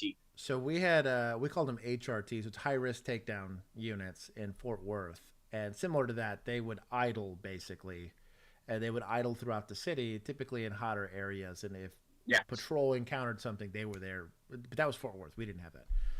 They said, "Suck it up, get over it." Give us some space. Okay, move away, everyone. Just move away. Move back. Okay, it's all right. You're fine. I can see you still got the gun in your hand. Just here. The gun? Okay, it's all right. I don't want anyone to get hurt.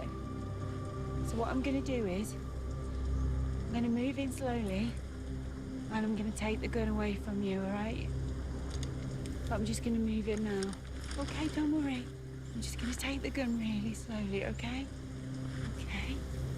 It's all right. There you go. Well done. You've done so well. Now cuff him. Suplex, leg sweep. No, I'm kidding. Mom! Stop. Stay back. Get the fucking hands off me. Henry, I'm here, okay? How about you watch your kid, lady? Yeah, how about not let your kid get a handgun and shoot around off at cops? We have to work extra hard in the UK to get one of those. Yeah. So I take it this show is about some English cops patrolling the Irish area. That's my guess. Yeah, given the accent, hostility. Yeah. Mm-hmm. Also, yeah, that like they clearly have beef. Continued It's amazing to watch white people not like white people. He hasn't been to Oklahoma/California, clearly. Like, you want to watch about a bunch of group of people that don't like each other, right? No, trust me. Trust me. We got that going on here. You ever have that where like somebody's clearly from Texas and Oklahoma, and you were like, "Look, dude, I know this is just a friendly bit of banter, but you're in the wrong bar for that."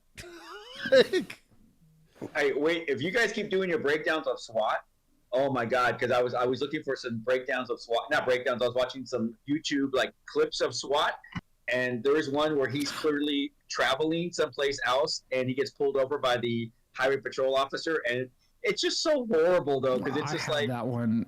Oh, you do? Okay. Yes. I can't wait. I can't wait to see Josh. You know them, right? Can you tell them to quit taking our crap down? Because clearly other people are getting those SWAT clips up. Yeah. I don't know why the hell ours keeps getting copyright struck. Are you really? Are you serious? Yeah. I didn't notice that. Oh. Yeah, well, usually I do, they get hit with the copyright thing. I'll do a dispute. Whoever reviews it on their end reviews it and goes, oh, this is fine. And NBC, ABC, they're totally cool. Disney's been super cool with us. Like everybody except freaking Sony Pictures. They 3 times, I think, now. And then I don't want to escalate to an appeal because then I might get an actual copyright strike and then we can't post for like 2 weeks. But I don't know why they're extra salty about it. So I don't know. Because I see literally most of those clips I was able to find on YouTube. Maybe because they know their show sucks. England's Flashpoint. I could see that. Because you're OnlyCops, what? I know. Allows the officers to have another option. You know, these chases, they go down really fast. When it comes to catching criminals or stolen Shout out to White cars, Settlement. White Settlement's police chief, Chris Cook, knows sometimes officers Wait, yes, what? It is named that for are the left reason with you're no thinking choice but to chase, which in some cases can be deadly. In my mind, that is the perfect example to... They let this man be a chief somewhere? Sorry, hold on. Sorry, he was the media lieutenant at my old apartment. You know him? And this guy was? Yep. I'm not gonna say anything mean because I'm way too close to that agency. But well, so here's the thing: is he a chief or is he a deputy chief? Because he only has 3 stars. Maybe he's a deputy chief. Yeah. So you can actually come down a notch. I'm gonna take it half a notch down. This is upsetting to me already, though. I can tell. This I was like, wait a minute. Wait a minute here. Back off. That's why the department has implemented a new tool, Star Chase. They showed me how it works. This is a control panel for the Star Chase. It's really easy to use and simple. Inside the car is where it's controlled. On the outside is a vehicle-mounted GPS launcher. A green laser shows the officer where to launch a GPS magnet during a chase, all by the press of a button. Once launched, it sticks to the back of the vehicle, and it's incredibly hard to remove. The officer can then back off and hopefully end the chase, while dispatchers track the location of the vehicle from the department. White Settlement's an incredibly small department. 18,000 people is the population of the place. They're going to let Fort Worth, Arlington, Irving, Keller, maybe even Watauga PD go arrest this guy now. I understand where they're coming from, and I get it. This whole dart thing's kind of rad. I guess if you can't, like, let's say it's a supercar, you stand no chance. But, like, nothing was worth than, like, an agency coming in and making work for you. That was not a good time. Yeah. They know the direction of travel, speed. They know when the car comes to a stop. They will return to normal speeds. They'll quit running red lights, stop signs, because they think they've gotten away. And that's perfect, because that enhances the safety for all of our community. You know, my family's on the road, your family's on the road, and so that's really the goal here. Cook says since last Thursday's Irving police chase that ended in a fiery crash in Dallas, 4 local departments have asked him about the device. I think that certainly we've got agencies. We even had an agency in Florida call me and say, hey, what's your experience like? No, okay, lower your expectations there. You're just giving work to other people. I do think that's better than 95 Can you go back to him? It's gone. I deleted it. What do you need? Oh, I was looking at his shirt. His shirt, he looked like he was wearing 2 pins on each side of on each pocket. Probably was. Oh, okay. Just want to make sure I saw that right. I have beef. I guess that's how you guys roll from Texas, like this. Mm-hmm. Yeah, exactly. Double. So I kept 2 pens, but I kept one that was outside, and then I had one inside the pocket, so you couldn't see the second one. But a lot of those Chiefs, they'll get like gold pins that they don't actually use. It's just there. I've seen a lot of them where there's like gold pins just for fun. But he had one on each side of each pocket. Agreed. On the right pocket and left pocket. Agreed. It's stupid. No, I take that back. I used to actually keep a spare handcuff key there where that second like pen theoretically could have gone, but I did keep like one of those longer handcuff keys there. Sometimes you gotta write up 2 numbers at the same time. What? Is that my hat? Yes, it is. Here we go. What? So Keith, this one's yours. Chris, I gotta send you yours too. We got you a. Oh, I have my admin. That's right. Wait. Oh yeah. Wait. You do have one, don't you? Yeah, because my Patreon. He said he's double fisting right now. Okay, good. Then I forget who these need to go to. Then definitely Keith for like weeks now. So Millennial, if he's still in the chat, hopefully I think he is. He is. I want his take on this because I have mad beef with this. So this technique we saw the safe hold or whatever the heck it is. Safe wrap. Safe wrap. NYPD was like touting this like it was magic fairy dust or whatever. And I actually kind of respect this is the guy that does the switch thing, right? Breaking Barriers United. I think he's legit a cop. Mm-hmm. He does some pretty decent scenario training. However, I have beef with this. Go, Ryan. Come on, you're not trying. You're not trying, Ryan. Go, get up and go home. So I do believe that's a dominant position. However, we'll watch this Aikido bullshit.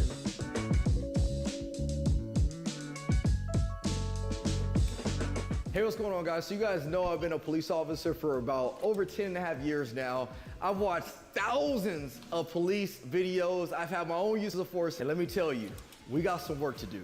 But I'm here in Torrance, California at the one and only Gracie University with my boy. Chris. They're Californians again. Oh, yeah. Great. Now, the Gracie family are legit. I have been taught by Gracie certified jiu-jitsu instructors on the like Gracie method for cops. There's a different like version of jiu-jitsu that thinks about weapon retention, having to have a duty belt, having to do this in boots and a uniform. And I do think that's all very good training. But boy, Henry Gracie, they're about to safe wrap me right now. So I've heard the safe wrap is different. I've heard there's nothing like it. But I don't know. You know, they always say there's nothing. Hunter Gracie's likely one of the 3 top premier jiu-jitsu instructors on the planet. And so him demonstrating something and Joe Blow on the street doing it, 2 very different things, like wildly different things. This is like Chris trying to grab something on the top shelf and me trying to grab something on the top shelf. Like, he needs the step stool. I'm above 5'1", so. Nothing new under the sun. So let's go see if this thing is different. Let's go get safe wrap, y'all. But it would be cool to get to meet this guy. Guy's an absolute legend in mixed martial arts. So what we're gonna do first is we're gonna try to take Caron into custody using a traditional prone restraint. This is just what we do on a day-to-day basis. This is what's out there now. Let's see if it works. Go. Get down on your stomach, sir. Get his hands out. Let's go. Let's get his hands out. Get his hands out. Get his hands out. Get his hands out. Get his hands out. Where is this taught? Where you're just gonna armpit this guy, really, like you're trying to get him to stand up. Now, this is this is bad hidden arm suspecting, because he's already chicken legging his arm out. Like, he's giving him that elbow, right? Typically what'll happen here, I'm gonna stand up for a second, is they'll like tuck it and try to get it like pinned to the body, because typically what you would do if you were trying to protect your arms. He's kind of giving him this, and I think it's to demo the like technique. But even if you don't know what you're doing, if you're going into a handcuffing position, you're going to reach for the wrist, because the wrist is what's getting handcuffed, right?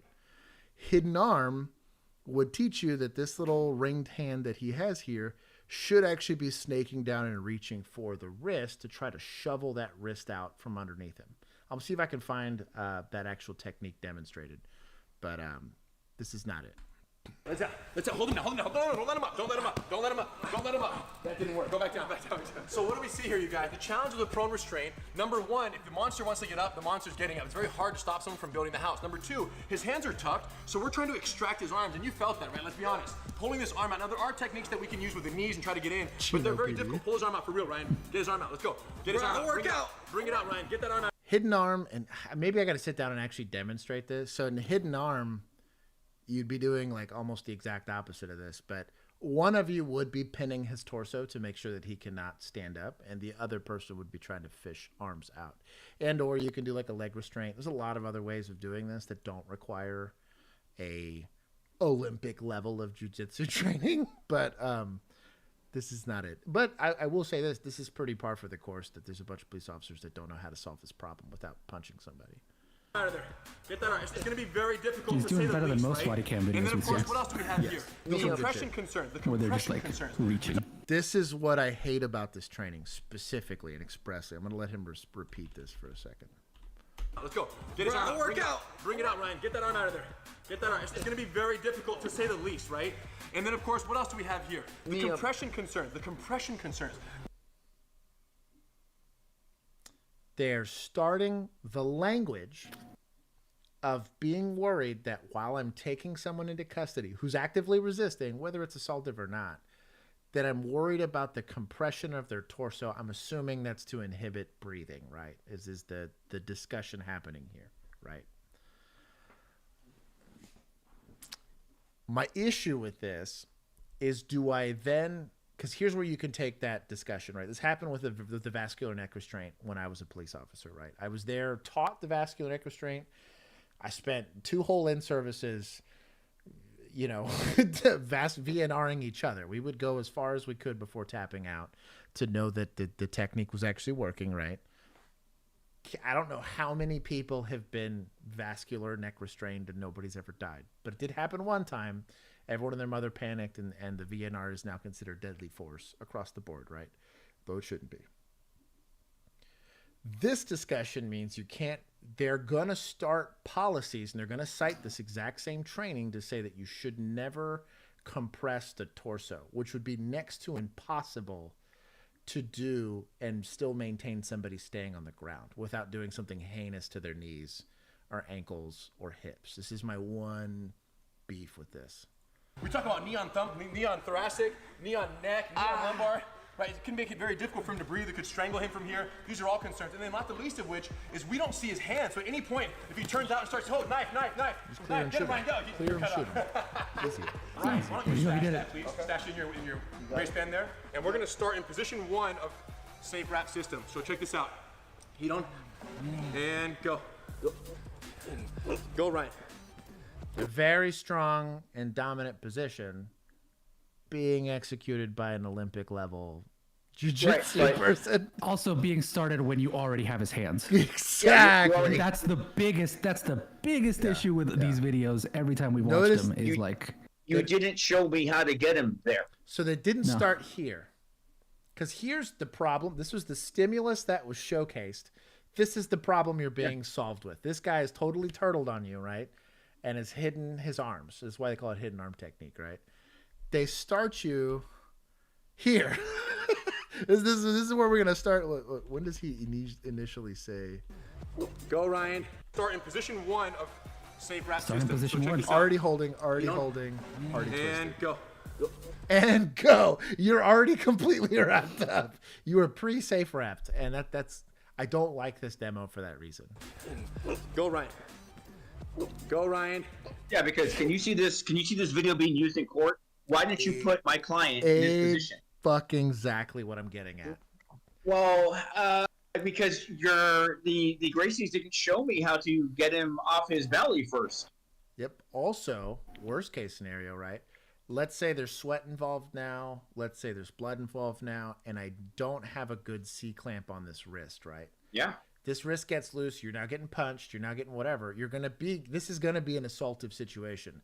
So the only real recourse you have is to compress him. Is literally you're going to have to reach over his body, which means putting your torso on their torso, causing compression.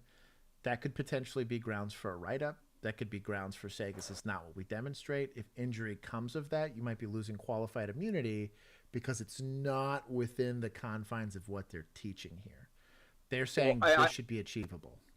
I also have a problem with the fact that they're still compressing him because they're still using his own arm pushing down on his diaphragm. Right. So that's literally my thought too. You still are having compression. I don't have issue with anything happening here. Like this is actually what's taught as far as wrapping. You'd see this in wrestling. You'd see this most combat sports, right? Or you might even see this in ASP where somebody goes high, someone goes low. A double leg underhook is very normal. This is very unlikely to cause injury. This is a good way to keep them from kicking or trying to stand up.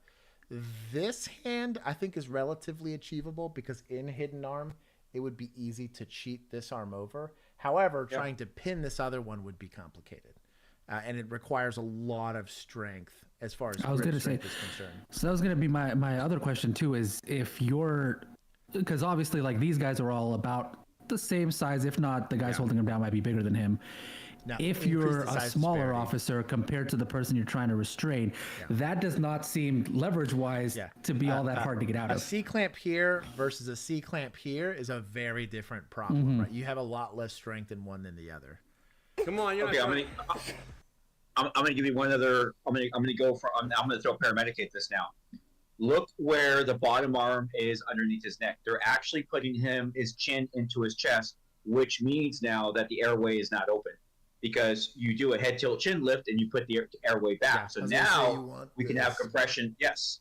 So now we can actually have compression of the trachea.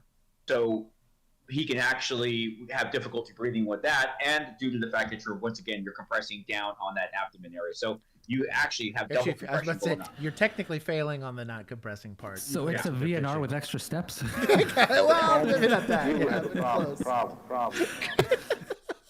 I love that soundbite. You're not trying, Ryan. Get up and go home. And this is called position 1 of the safe wrap system. Let me know when you're done, because I'm not going anywhere. We're staying right here. We got you, your safe champ. We're going to take care of you the whole time. Hidon, when you're ready to roll position 2, are you going to cooperate? Yes. Okay, we're going to roll to position number 2. Hidon, 3, 2, 1. Ready. Shelf those legs. Lot of strain on the ACL. Lot of strain. And I'm not saying this isn't an important thing to do to control their leg. However, they're pitching this as like a low injury thing, right? Other issue I have is, again, we're going back to this wrist hold. this still requires a lot of strength and this is grip strength is what I'm getting at. And again, if there's a size disparity, if you lose this hand, this method does not work. He now has. You've got sweaty palms. You're wearing like non-sterile gloves, right? Anything like that. You could very easily lose. Now the legs, I believe this guy's absolutely toast. If you can get to this position, this guy's toast from the waist down. But like acting like you're going to be able to maintain this without, again, there's a very high-end user of this technique. I'm trying.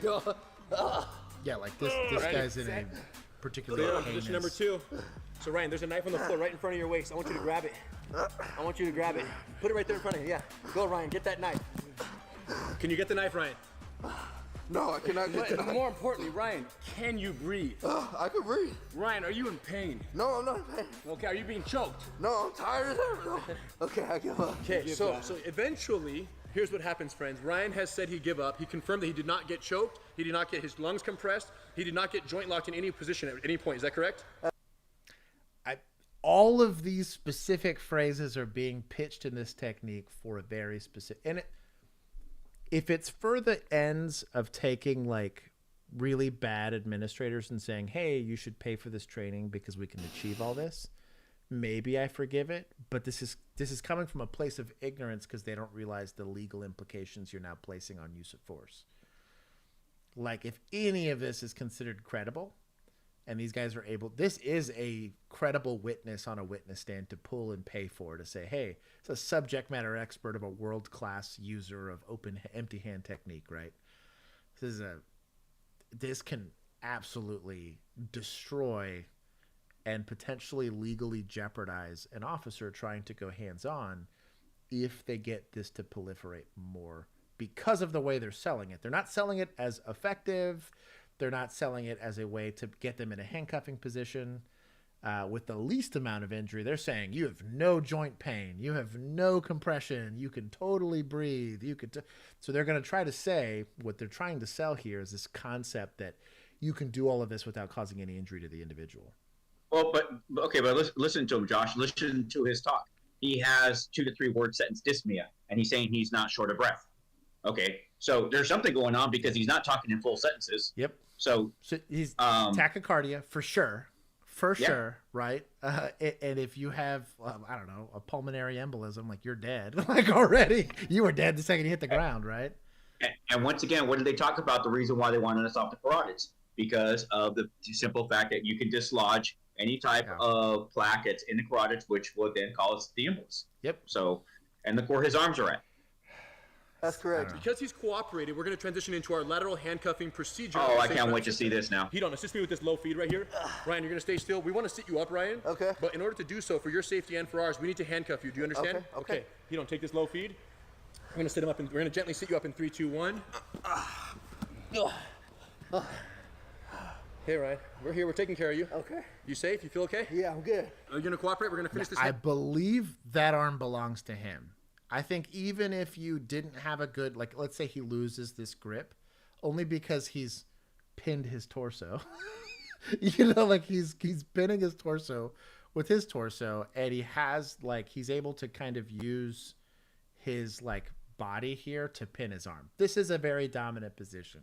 I'd be curious to see how this hand gets transitioned without getting loose and then becoming a... Get on your belly, Mr. Pancake! Keith? Handcuff you so we can get you out of here. Do you understand? Yeah, okay, we're going to go for the high feed here. Ready. 3, 2, 1. Go to your knees, Ryan. Try to get up. Rip away. Rip your arms out. We haven't even cuffed him yet, and he can't go anywhere. Retrieve our cuffs. Single blades out. I'm cuffing the bottom hand first. Punch 1. Assist with my secondary hand. Cuff control here. Shake the second hand and release. Once again, though, second one. Get me there. Uncross his legs here. With him on the belly. You did not show me that. Just get me there. I think, too, I'd like to see Joe Blow try this. Like, give him the training and then ask him to accomplish this in 6 months with no refresher. I want to see those NYPD officers who took the class. That's kind of what I was getting at. I want to see that body cam. Because if you can show me that it's working in the wild, not with a partner who's and now we're sitting you up, showing you how it's supposed to go. Because when they and it's not to disparage the BJJ part of this, knowing how to do a Kimura, which is really just a principle, right, or shrimping as a principle, is incredibly useful when you go hands-on, right? Just understanding how the mechanisms work is better than having no basis for empty hand techniques. Like ASP training on its face was pretty terrible because it was just fucking hit him. Got a knee strike him to submission. It's like, well, if pain's not going to work, then what do you do after that, right? So it's the foundation for what they're saying. You're not going to get the technique perfect, but having some sort of technique's better than nothing. Clenching is not a complicated technique, right? It's literally just grab the person, bury your face in them so they can't punch you in the face, right? Those are simple, easy things to do that a long time can happen between training modules, and you're still able to at least apply it somewhat. It's like marksmanship fundamentals. You're not going to be perfect if you haven't trained that day, but you're going to be close enough that you should be able to apply them generally and get a higher probability of landing a shot, right? And once again, talk about the proficiency of this, like you're mentioning.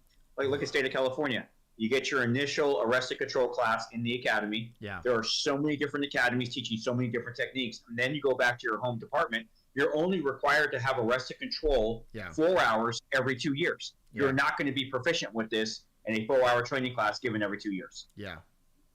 And kind of like I said, and even Millennial brought it up, but like Kimuras aren't good when you're by yourself because you don't have something to they can always pull away from them depending on the situation. They really only work when you're prone and you have them in a semi-dominant position and or you have them inside a guard. Like there's so many things.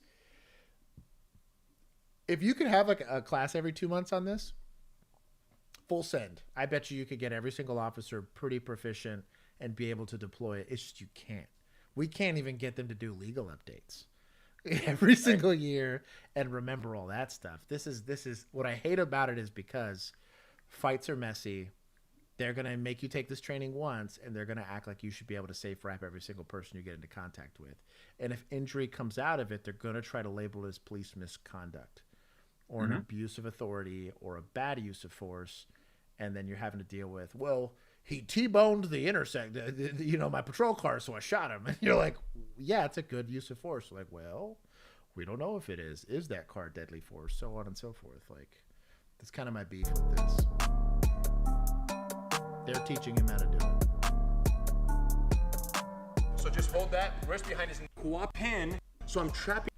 Hand me the hips. I want to see if they get him that could eat monthly change.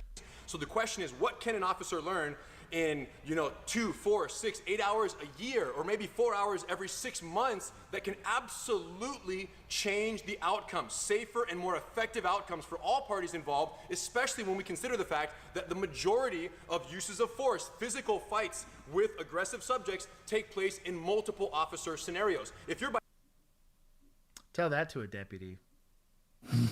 Right? Like, I would argue most hands-on, the likelihood that someone's going to get physical with you is more present when you're by yourself or you're smaller statured. I got fought less than smaller officers did because they would just on sheer that person might be able to hurt me. Same thing. The second I got rifle certified, I had less people reaching for guns because they were like, probably not winning that gunfight. Same thing. When there's like 4 officers, I'm not saying they're not going to resist. I'm not going to say they're not going to be assaultive, right? But like, assuming you're going to have a second person's asking a lot for the vast majority of police officers. Because again, most of America is not a big city, right? You're not going to have 2-man units. You're likely not going to have, backup right then and there. Oh, we have feedback amongst instructors. We tested it on. We all found ways to get out of it and found effective way. Yeah. Yeah, they could not find an effective way in kit to get the right amount of leverage and connection, which it requires. So these guys are BJJ royalties. But what they are not is subject matter experts on police use of force. One of them just recently shot his first gun. Yeah, I think that's one of the based comment. The kit is a good point. Yeah, the kit's a really good point. But yeah, Millennial's been making some really good points in the chat too, as far as like the effectiveness of the leverage of the technique. Yep. But it is the biggest problem is you just can't get them into it. You can't get them into it. If you're wearing kit, it changes the whole equation as well. Like, so this is still, because if you're wearing a vest on top of all this, yep. Oh, dude, a belt and a vest by itself, you now cannot bend over, right? Like literally, it limits your ability to like hunch. We had to learn. I remember because I got 80 hours of this in academy. It was a lot of hours and that doesn't include sparring, because sparring they didn't count in the total hours. But we learned how to do everything without equipment on, and the second they added it, like our jiu-jitsu IQ like got cut in half. Like it was half of the techniques we really struggled to do, and I was very lucky our instructors at the time told us that would happen. We're like, we're trying to teach you the concept so when you get the equipment on, you're going to understand why the limitations are there. And we didn't learn anything out of kit that wasn't accomplishable in it, but you did realize how incredible, dude, just your gun. Like the second you land on the ground and you're trying to roll around, you don't realize how far your gun sticks out from your belt. Your radio, all of that stuff makes, especially on like concrete, you will literally hear as your holster is just getting raked. Especially if you've ever been drugged before, or you're ever in like a really bad fight where you're like having to take a kick or something and you're trying to roll over on it. You will be trying to roll over and your gun will laugh at you and be like, no, just kidding. You're not rolling over. Like you physically have to like use your elbow to post to get over that gun. It's like a very weird, it's my other beef. It's not being demoed with that equipment. Do not Thank you, fall. Millennial. Let's go. so go back on this. Stand by. Ready? Watch Ryan's left hand this entire time. Look at this. We're going in low. You're going to control the legs here. Stay standing up. Don't fall. Do not fall. It is doing literally nothing. Let's go. And we're down. Now it's called the straight. If he was using that arm to slug, whatever. So grab the other officer's gun to freaking anything. Grab the knife that's supposedly in his waistband at this point. Like all of that. It's very much like every single time I see one of these, the person getting safe wrapped is not actually fighting. And that's a problem when you're actually pressure testing this stuff. Yeah. Also, if you'll notice, so here he doesn't have any control of that left hand. If that left hand were to go into any clinch, something like anything where it's now going to be harder to shovel it out, he doesn't get that left hand. And he has Now it's called the safe down, and now we're right here. He's like literally gave him that left arm. Yep. Go, fight. Yeah, you're done now. Once you give up, let's say 100 seconds passes here. Yeah, the problem, like you said, Josh, though, is you get some scumbag attorney, which I've been with. Oh, did he get out? You know, and he calls, you know, the witnesses. I love the expert witnesses that they call. It's usually some disgruntled police officer or someone with half knowledge. But unfortunately, the courts will give them expert status. Yeah. And then now the jury's listening to some guy who has no idea, you know, blah blah blah blah. So yeah, that's the sucky part. And all you just need is one ACLU attorney to see this video, and they're going to be like, "Oh my gosh, this is what LAPD should be doing." Should be doable with whatever. You oh imagine. damn, that's crazy. Also, like, I'm not convinced this wouldn't create a lot of undue stress on that knee. Like, I'm really still not convinced of that, or the ankle, depending. Like, if you do this incorrectly and you grab more of their foot and less of their ankle, you can easily tear anything in that little area of joints. That actually brings up a point I wanted to bring up earlier when you were talking about the VNR, because one of the issues that I've had with the VNR and why I think it should be classified as deadly force is specifically like, yes, if you do it correctly and you apply the force exactly how you're trained, et cetera, yeah, it's fine. But how many officers are, number one, being trained correctly on it, number two, capable of actually employing it correctly and capable of doing it under stress and capable of, it's just, you have a technique that's very easy to get wrong and kill somebody with, which happened like that dude in the subway with the homeless guy. The one who's supposedly super well trained and super whatever. Yeah. So my caveat to that is how many different ways can you have a neck presented to you? You're either facing it or you're not facing it. Maybe you can come at it from the side or whatever, but you only do a VNR from behind somebody. So a rear naked choke is the technical term for it, right? Chris brought it up before. What makes a VNR dangerous, the only way VNRs are dangerous, is if you have an embolism that it shakes loose, because that does shoot up right into your head and you die, right? That's a pre-existing condition that you don't get to like vet, right? So in that instance, 100% the consequences of my VNR cause death. You can call it deadly force. I have no beef with that. I could legitimately, because this is how easy it is to train, teach you how to do a rear naked choke in literally one sit down. And the methods aren't terribly complicated, and they don't necessarily require like updates. We did it every year while we were still allowed to do it, but like it doesn't like I can't twist my head like an owl to get out of it. And really, in the training that you get, it's either going to be not effective or effective. There is no version of it unless I come across your trachea, which can totally happen. But literally 90% of this training is know where the trachea is, don't put any pressure on that. That's the training. You will have somebody that's perfectly able to talk to you while the VNR is getting like deployed onto you, and then just randomly, whoop, there they go. Or they don't pass out, or they don't tap because they're idiots and they pass out. If it's done correctly, they can still yell at you. That's like the easiest metric to know as to what you will hear like happen. You'll hear the Haktua noise when you're getting compression, because the deadly part of it would be trachea compression. That's when you start to have issues, because that is an actual chokehold. And see, I don't trust that outside of a training environment that wouldn't be missed, or that is something that in a stressful situation where we've seen, because I mean, we see it happen every single week with all kinds of dumb tools and whatever, that the same cops that we see shoot a gun when they thought they were shooting a taser wouldn't also just smash your trachea because they don't remember it correctly in the moment. That's where I don't trust it. I caveat that with world-class athletes that are getting the tar beat out of themselves, half concussed or whatever. You just said world-class athletes. No, hear me out. What I'm getting at is they're trying to defeat the VNR getting applied to them, and that world-class athlete is not able to put himself in a deadly situation. You have people that are taking cheap shots at each other. I'm talking like soccer kicks right after the bell. These guys are CTE'd or whatever, and they have yet to, not once, they've rabbit punched people to kill them, right? It's a blow to the back of the head. They've like not done anything about taps, right? Like they've gone way past a tap. They have caused injuries, like very severe injuries to ACLs, backs, knees, all of that stuff.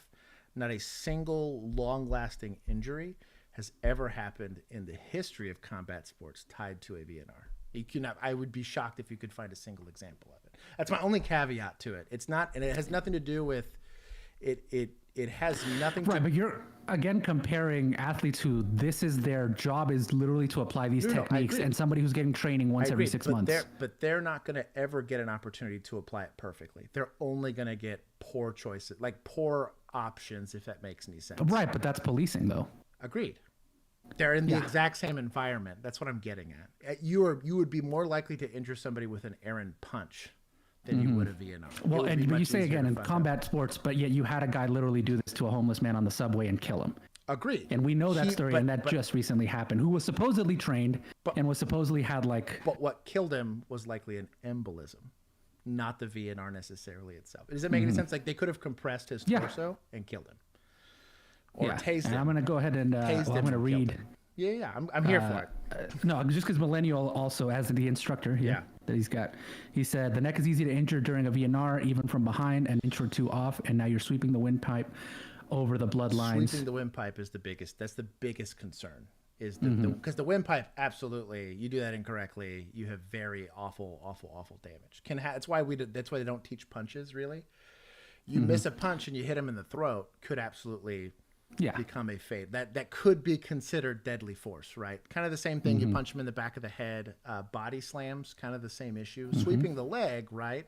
I'm trying to get their torso on the ground versus like a suplex, where like the head's the first thing going to the pavement, could easily be technically considered deadly force, even though the method's not really taught. What we're getting at is you're going to conflate with the language being used here. You're going to conflate intent with consequence, right?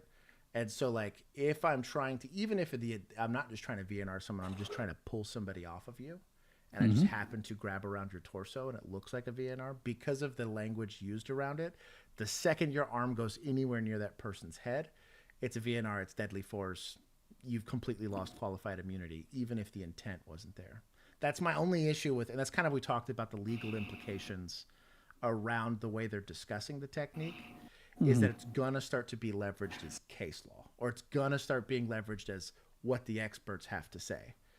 And like in application in a fight, and again, if I decide to try to rob you tomorrow, right, Juan, regardless of his level of training, is going to be held to what those experts have to say is reasonable or unreasonable in that fight. Now, fortunately, if he does produce the knife, this is an easy equation, right?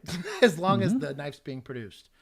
You have issues, again, when a taser gets pulled out, like somewhere there in the middle, apparently, like based on legal precedents, whether or not that's going to qualify as deadly force or not.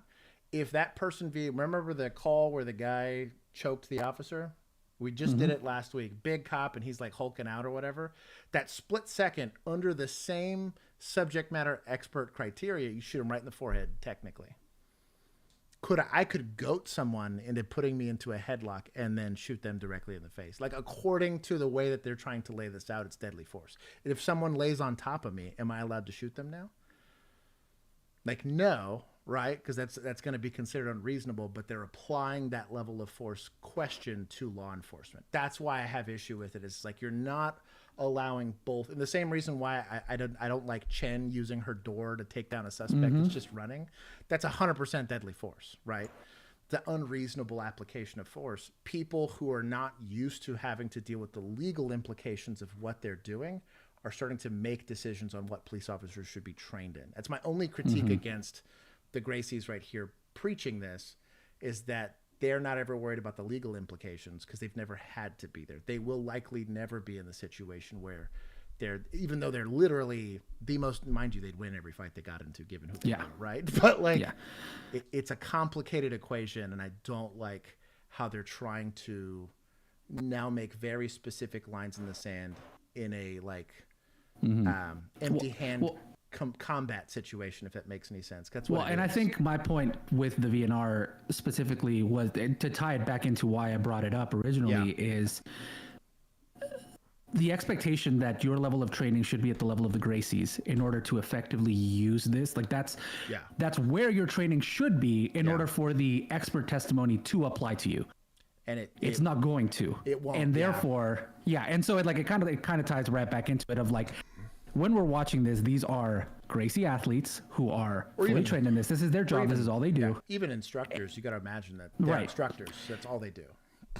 The expectation is going to be you should be able to do it as well as they can under much different conditions, but your actual training that you are receiving as an officer, whether it's on this or on your qualifying for your gun or any of that stuff, is going to be, number one, drastically different from department to department. And then number two, even in the best case scenario, wildly insufficient to be able to affect like an arrest like that. Like they can, because they're doing it 8 hours a day, all day long with all kinds of people, and you're doing it. If you get 80 hours, you're lucky, right? You're exceptionally lucky. I was about to say you're, and that's kind of where that's where my point was basically like this. Is like, if you can do it very, very well and you are trained in it and you do it all the time, sure. But are you? If you're a deputy and you got, a very short academy and then you're just out on the streets and you have to now figure it out. Well, and your expectation that now you have to do what these guys are doing is ridiculous.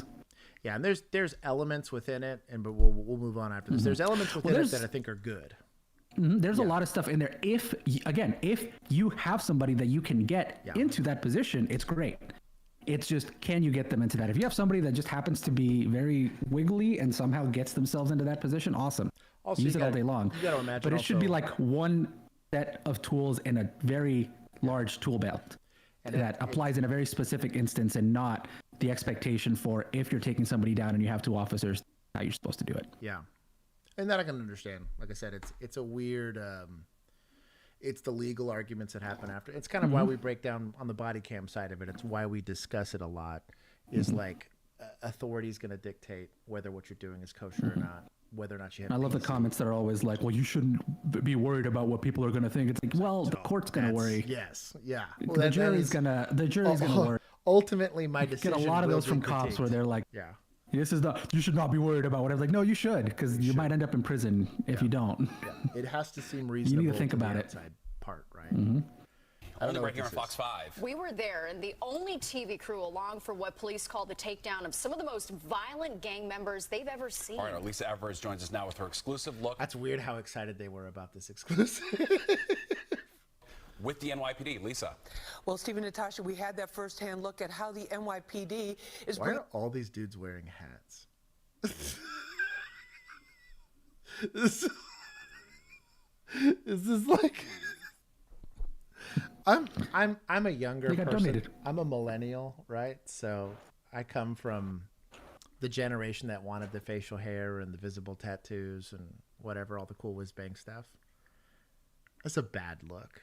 I get it. They're probably a specialized unit or the gang unit or whatever, but like, don't do this. I'm not like trying to tell you to Barney Fife it or whatever, but just don't do this. Bringing alleged gang members who terrorized their own community to justice. And now the Bronx DA says they've been charged in a 176-count felony indictment. Benz, police. I guess they're plainclothes, maybe. It's just a weird look. That's Party City police vest. I would take the shitty polo shirts we saw in Pasadena or whatever it was over this. That's all I'm saying. Yeah. The badge looks like one of the little ribbons you would get in like elementary school when you won a science fair. Keith, did you ever get to see our Darman episodes? Your which ones? The Darman episodes that we did. Darman. They were terrible skits. You did Darman? Yeah, we had like 3. Yeah, it wasn't helping my to. suicidality, so we stopped doing them. But like, it was this. They also did terribly. They have like 600 views. It's pathetic. These guys look just like the Darman police actors. That's all I'm getting at. And the reason I bring it up, 'cause it's important, if you're going to start doing police action, the people you're doing that police action on need to believe you're police officers. Or they won't have the like knowingly and intentionally side of it. No, I'm shooting this guy. That's what I'm saying, dog. This guy points a gun at me. He's getting a gun pointed back at him. I don't believe.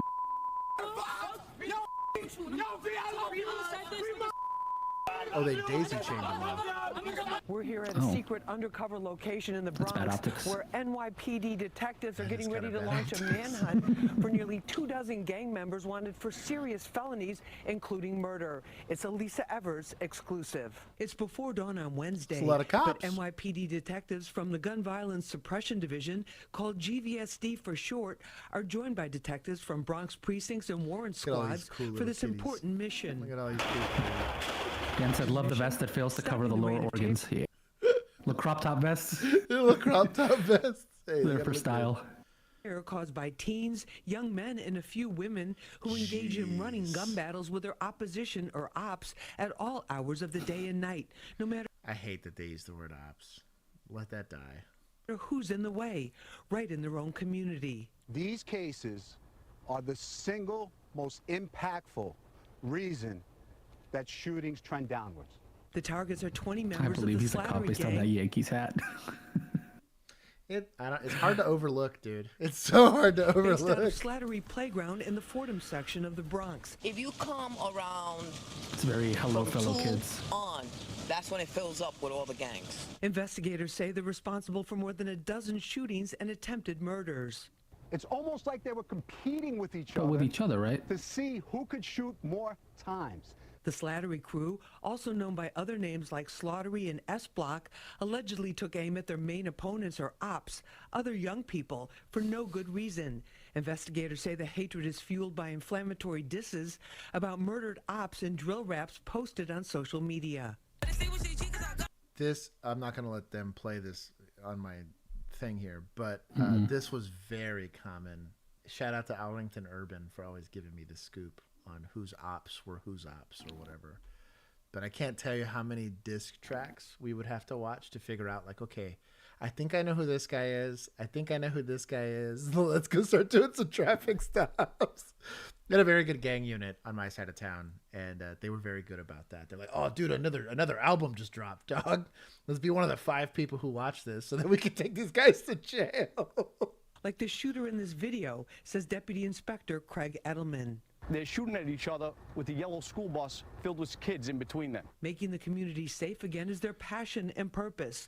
For takedown leader, Detective Brandon Ravello, it's personal. This is where he grew up. They need to update The Wired where it's like, are you making a music video out of a criminal fucking conspiracy? That's pretty good. The active trigger pullers, so they're asking Clip us it. to put on these bulletproof vests before we go out to the locations. How Her vest works. How bad do you think this vest smells? Scale of 1 to 10. I'm gonna give it a 7. I think it's a solid 7. It's maybe sat for a while, so it's like only funky, as opposed to you get a certain kind of funk. It gets literally spicy, like it actually physically hurts your nostrils to smell it. But if it's just a random vest they had laying around, Once the manhunt gets underway. News We're on the vest. highway now as part of the caravan going to the first destination. These detectives know exactly who they are looking for because all of the subjects in this case have been pre-indicted by a Bronx grand jury. Officers go into the building. pre-indicted? Can you do that? I think what they did was they just got arrest warrants. They basically went there, filed charges with the DA's office, and got the arrest warrants. Okay. Yeah, I think that's all it is. It's just, you know, how, like when SWAT serves a search warrant or an arrest warrant. I think that's what exactly the equivalent would be. But this is the team going after her. Okay, that's weird. I was like, pre-indicted? How does that Every work? detail and movement planned in. Because typically you have to have like you're presenting an indictment. Is I've presented all of the evidence, and the judge is like, yes, you have enough to go to trial, right?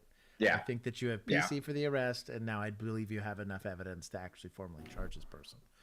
Yeah, I think they just got arrest warrants from a judge. That makes way more sense. Right now, the detectives are inside the building, going into the apartment where they have a search warrant to apprehend the suspect. Sergeant Christopher Neal is in constant communication with team members, making sure everyone gets in and out safely. In recent history, we've seen that impact takedowns or takedowns of this magnitude have a profound impact on the community.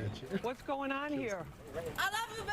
A female The way he suspect shoots. who's 8 months pregnant is brought out in handcuffs The from an gangster way to apartment. hold your badge. What's going on? Why did they pick you up? We are here executing a search warrant on Theobald Avenue. Oh, in the I hate that Bronx little sunflower in regards badge. to a Are they different agencies? Do you think this guy's county, like New York County? No, so I think he's like the violence suppression division. That's why he's got the crappy like But why Party is City it- vest. but it's And like a the other guy I different think was just badge. regular NYPD patrol. You Maybe think they have different badges though? looks like yes. So actually, yes, they do. I looked this up for shoot, what was it? The Brooklyn Nine-Nine episode. So because y'all kept they talking do about the have different badges. badges. Oh, okay. So they actually recycle their badges. So they don't, and your badge gets changed out when you get promoted. So you get like a different one that matches what your basically No rank way. is. Yeah, and that's why the numbers were all over the place because you don't keep your number over your career because they have too many damn officers. So they just, as you get promoted, you return that badge in, you get a different one with somebody else's. And they have like a thing where like if your family was a quest, like the number that they wore, things like that. If it's available. weird. It's more like jersey numbers as opposed to like individualized Jersey numbers. badge numbers. Yeah. Like when you join, you get a jersey number, and then it goes back into the pool. I kind of hate that idea, to be honest. But It's just probably easier than trying to make because they have like 40,000 officers or something like that. I was looking up his badge right now, and it looks like his badge is just missing the numbers below it. Oh, So so it's supposed his to be like the number should be below it. So, but yeah, there's a couple of pictures of a similar type of badge on Google that I was just like Googling New York badges. How But yeah, weird. I think producer Juan hit the nail on the head on that. They just recycle them, huh? a drive-by shooting that Yeah, happened. like in half that in Brooklyn a Nine-Nine public episode school was y'all playground. just like Bronx District talking about those Attorney badges. I was like, I need to find out what the hell's. I mean, badges. I would buy this. I had to as go a deep badge. into Reddit to find it out too. Clark announced a 176-count conspiracy indictment against the alleged gang members for everything from attempted murder to robbery and weapons possession. More than a dozen guns were recovered. That's a P80. Checks that gun. P80. God's like a Jimenez. Remember seeing those? I haven't seen one in a minute, but they used to have these like Jimenez. I don't remember what it was, who made these, but they're terrible. Are they Mexican guns? Yeah, basically, yeah. Oh, really? Yeah. I didn't even know we had manufacturers. Taurus. This is like Yeah, Taurus, obviously. Yeah. This is like another Taurus. I don't know what the hell this is. Some from the takedown. Bro, New York's gun game is weak. I'm gonna stay at this no matter what, no matter how long it takes. We are laser focused on making sure that we keep the public safe. They are shout out to them. Absolutely firing bullets without remorse or regret. and without regard of anybody that's around. This is one of the most violent crews that I've seen. You made our streets, our communities into a battlefield, and there's no excuse for that. The team members believe their efforts are a step forward in making people feel safe again. Today, I think, is a victory for the community. He's double badging. Anytime you have a gang that claims a territory inside of a park where children play, it has all the potential for a tragedy. So you're not a trigger puller? No, I don't pull no triggers. You're not a trigger puller? You don't have ops? I pull no trigger. You know what? I'll give them a pass for doing proactive policing. I can bless that. There's some weird stuff going on there, but I don't know how I feel about that. What's this? This is short. What is this? Hit training. Oh, grappler. Oh. I don't know if this is safe. It's a Taser 10. That's royalty free. The alternative is an attachment for a gun that turns a single shot into a non-lethal one. The idea behind it's simple yet clever. When the bullet is fired, it hits a metal ball, which slows it down by 80%. This results in a shot that feels like a hammer That sounds like a terrible idea. Just give him some munition guns at that The point. alternative is recommended. What happens if you mount it wrong? You know what I mean? Like, it blows up in your hand? Bro, Juan and I just had like a 20-minute discussion about a VNR application. This is a terrible idea. Do you want the people making these decisions, Josh, to be teaching you VNR? Yeah. That is my point. Same people who buy this crap are telling us to do VNR correctly. Some stupid asshole out there trying to make a freaking $1 million. Yeah. I'm going to invent something that blah, blah, blah, blah, blah. And now we see this shit. I bet you there's got to be grants. That's my guess. There's got to be like federal grants or something. Oh, yeah. Okay, so just contracts out there for stuff. So you guys know, I'm in my PhD program. Yeah. So if you go to the federal website on grants, you could look at what the feds are willing to give you money to research. And the bullshit list, oh my God, there's some shit in the list. Like, who thought of, we're going to give some asshole $100,000 to research this? Yeah. Or we're going to give someone $500,000. That list is, like, amazing. I bet it's wild. And 40 caliber guns. You want to make some money, Chris? I'll help you with some studies. We need to develop like the unsafe rap or something. The unsafe make a ton of money. It's a very complicated VNR device. It gives law enforcement. I'm going to do a study on how to bring back the SAP to all police officers. Thank you. They have united. Because guess what? You know that shit we're watching right now with the whole takedown technique? You know what? A slap across the face solves the problem. I was going to say, Amen. That attitude adjusted a lot of people, probably. When I would swing my sap against someone's back, you know, like they're right against their scapula, oh, they went down. Okay, there was no... And they did get back up. Well, the best part is their like, spine was destroyed. When they were like this, when they were prone like this, you came in with your sap and then against their freaking back. Oh, they're like, oh, we didn't have that problem. I didn't have to worry about them putting him in the safe position. I have to worry about any of that shit. There you go. So, Give me your hands. Chris is new here. We need to compare notes. Oh my God. That's some of the stuff we got to play with. These fucking old timers, dog. Alternative option to disarm criminals. Okay, the sap's better than. But hey, the sap you fit in your pocket. You know, I want to compare the stories that Chris has with like the write-ups that he gave his officers. Yeah, I was gonna say.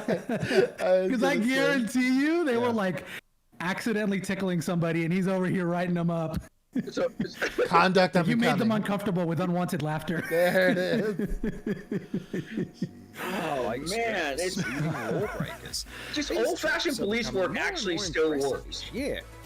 I will say this. So they were talking about this is a big police sting, and this police sting is what like is going to stop shootings from happening. I was like, you mean proactive policing? That's like existed since like the days of the night watchman. Like, yeah, that's not new. You're not like this cool. You're not the safe rap, right? Like you're doing literally proactive policing.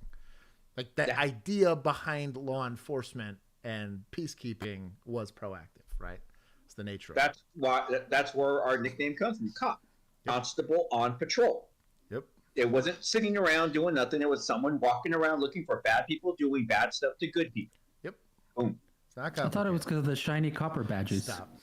Let's talk I about misread one the. of the No, I most legit read a advanced thing guns. about that. I know. There's not a consensus. Yeah. You're not wrong though. That is up there. Remotely, while other devices have to be activated by hand. I do like the remote spike strips. I'll buy that. Meters away, and at the Like a Roomba spike strip. Yeah. But because it takes the officer out of it. A 4.6 meter wide strip appears on the road. A drone deployed. That would be rad. Swapped out. A replaceable gas cartridge is used. Singapore's gonna have it And an electric with their little flashy light. is used to roll it back up.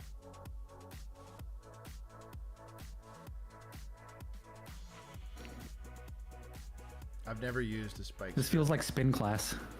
It kind of does. Maneuver. It looks pretty cool in movies and in real life, especially when going really fast. In fact, cops in have found that this kind of running. How can he be caught quickly and That was the safely bolo wrap. Bolo wrap. without putting bystanders in danger? But if I don't see a man catcher in here, this whole video is worthless. Agreed. They've created You'd rather do the little 3D printed bullet slower downer. situation. Yeah. The model Bowler Wrap 150 shoots out a 2.2 Well, that's pretty on there, dude. tether that could reach up to 7.6 meters. Whether the tether hits the person's arms or legs, it will be That's neat. impossible for them to escape once they're tied But I need him to up. be moving to see The it. Bowler Wrap has a laser designator to make aiming easy. And if there are You're multiple muted again, offenders, Chris. the device can be reloaded in less than 10 seconds. All I was saying is, first of all, the first comment I made was, did you see the range how shot up the roof was? Dude. And then the second part was the bolo wrap. Yeah, your suspect has to be sitting straight. I mean, standing still for it I to wonder be if effective. if they're in like a full sprint, because then technically if it attaches when their legs are separated, they wasn't doing it. It won't like it's not tight. It would right? probably work on Old Girl with the 2 knives. You know That's what? I probably buy like your that. ideal scenario. I buy that. Yeah. Yeah. Then she'll just fall I on can her see the knives. bolo wrap on her. Yeah. Yeah.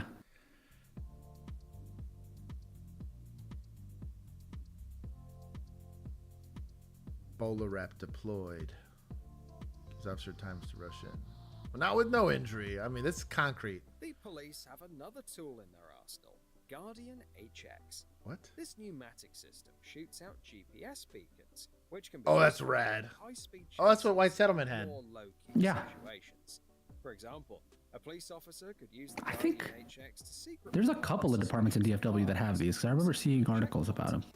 The target range of 18 meters gives them plenty of wiggle room. 18 rich meters suburbs. is not a lot. The Guardian For a car? HX has a laser designator It's like to you'd have help to get aiming. right up on that The thing. system is powered by electricity. Oh, that's and kinda can rad. work a full day on a single I want one of those. When not in use, the Guardian HX can be discreetly stored in its carrying case that looks like a I'm not gonna lie. For a lot of the there was a group. They would make cool dance parties in abandoned buildings. It was kind of rad, actually. I hated that I had to break them up, but I just had to go and break them up, and of course everybody would jump in their cars and bounce. And so this thing would be rad. You just Okay, so I have a question. Why didn't you just loosen up their tire stems before you broke up the parts? no, because they would see us as we would approach, because it'd be like a commercial alarm or something, or somebody was like, "There's people there." The second the car broke the threshold of me being able to see them, people just started running. We got smarter. The last time we had it, we caught. It was the last because we actually caught the organizer. That's we good. caught half the party. Where normally you'd catch 1 or 2 people that are idiots. That time I kind of knew. It was the 4th or 5th time we've had to deal with them, and I was like, somebody go ahead and block that exit. We're gonna block this exit. We're not approaching until we know. It was a gamble, but we ended up being right. Sent a bunch of kids home. And for particularly tough jobs, the system's creators offer a version that can be installed on patrol cars.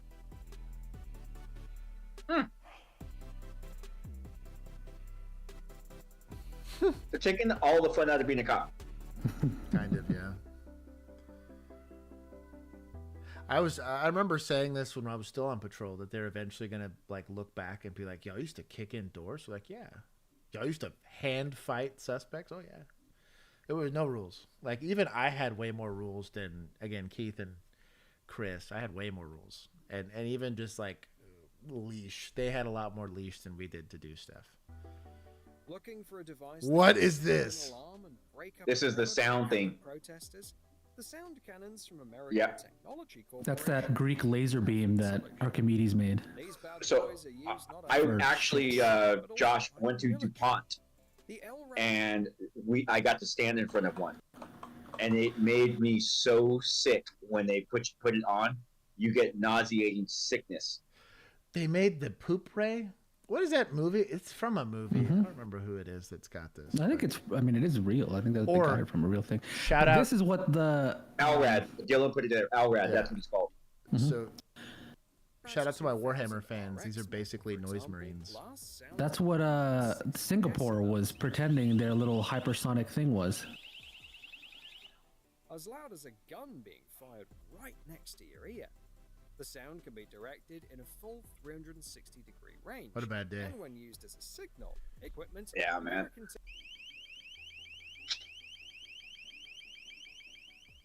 Last year, Axon unveiled their latest creation, So the stupid. Taser 10. When fired, this stun gun causes a I just love that they just keep dipping it in a bucket of water. Yeah. fall to the ground. Every demonstration. Unlike most stun guns, the Taser 10 has 10 charges. The hats kill me every time with these British cops. Charges that travel at 62.5 meters per second and are effective at a range of 14 meters. Instead of a warning shot, police officers can combine a loud sound and a blinding flash to disorient their target. Axon has also developed several useful programs to go along with the Taser 10.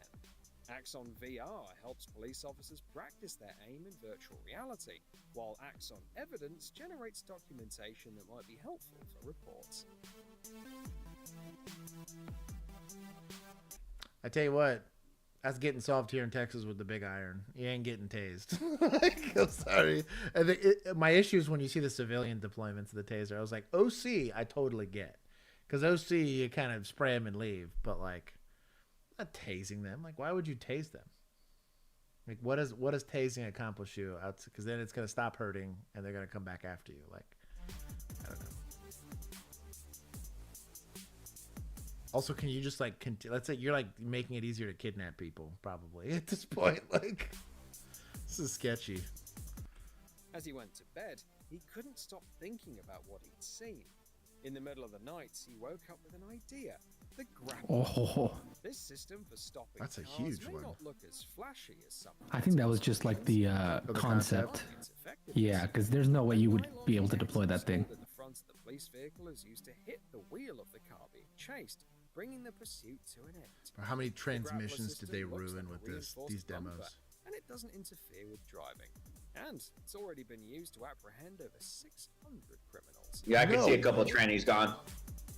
Yeah. Just done. Just wrecked. Also, clip that.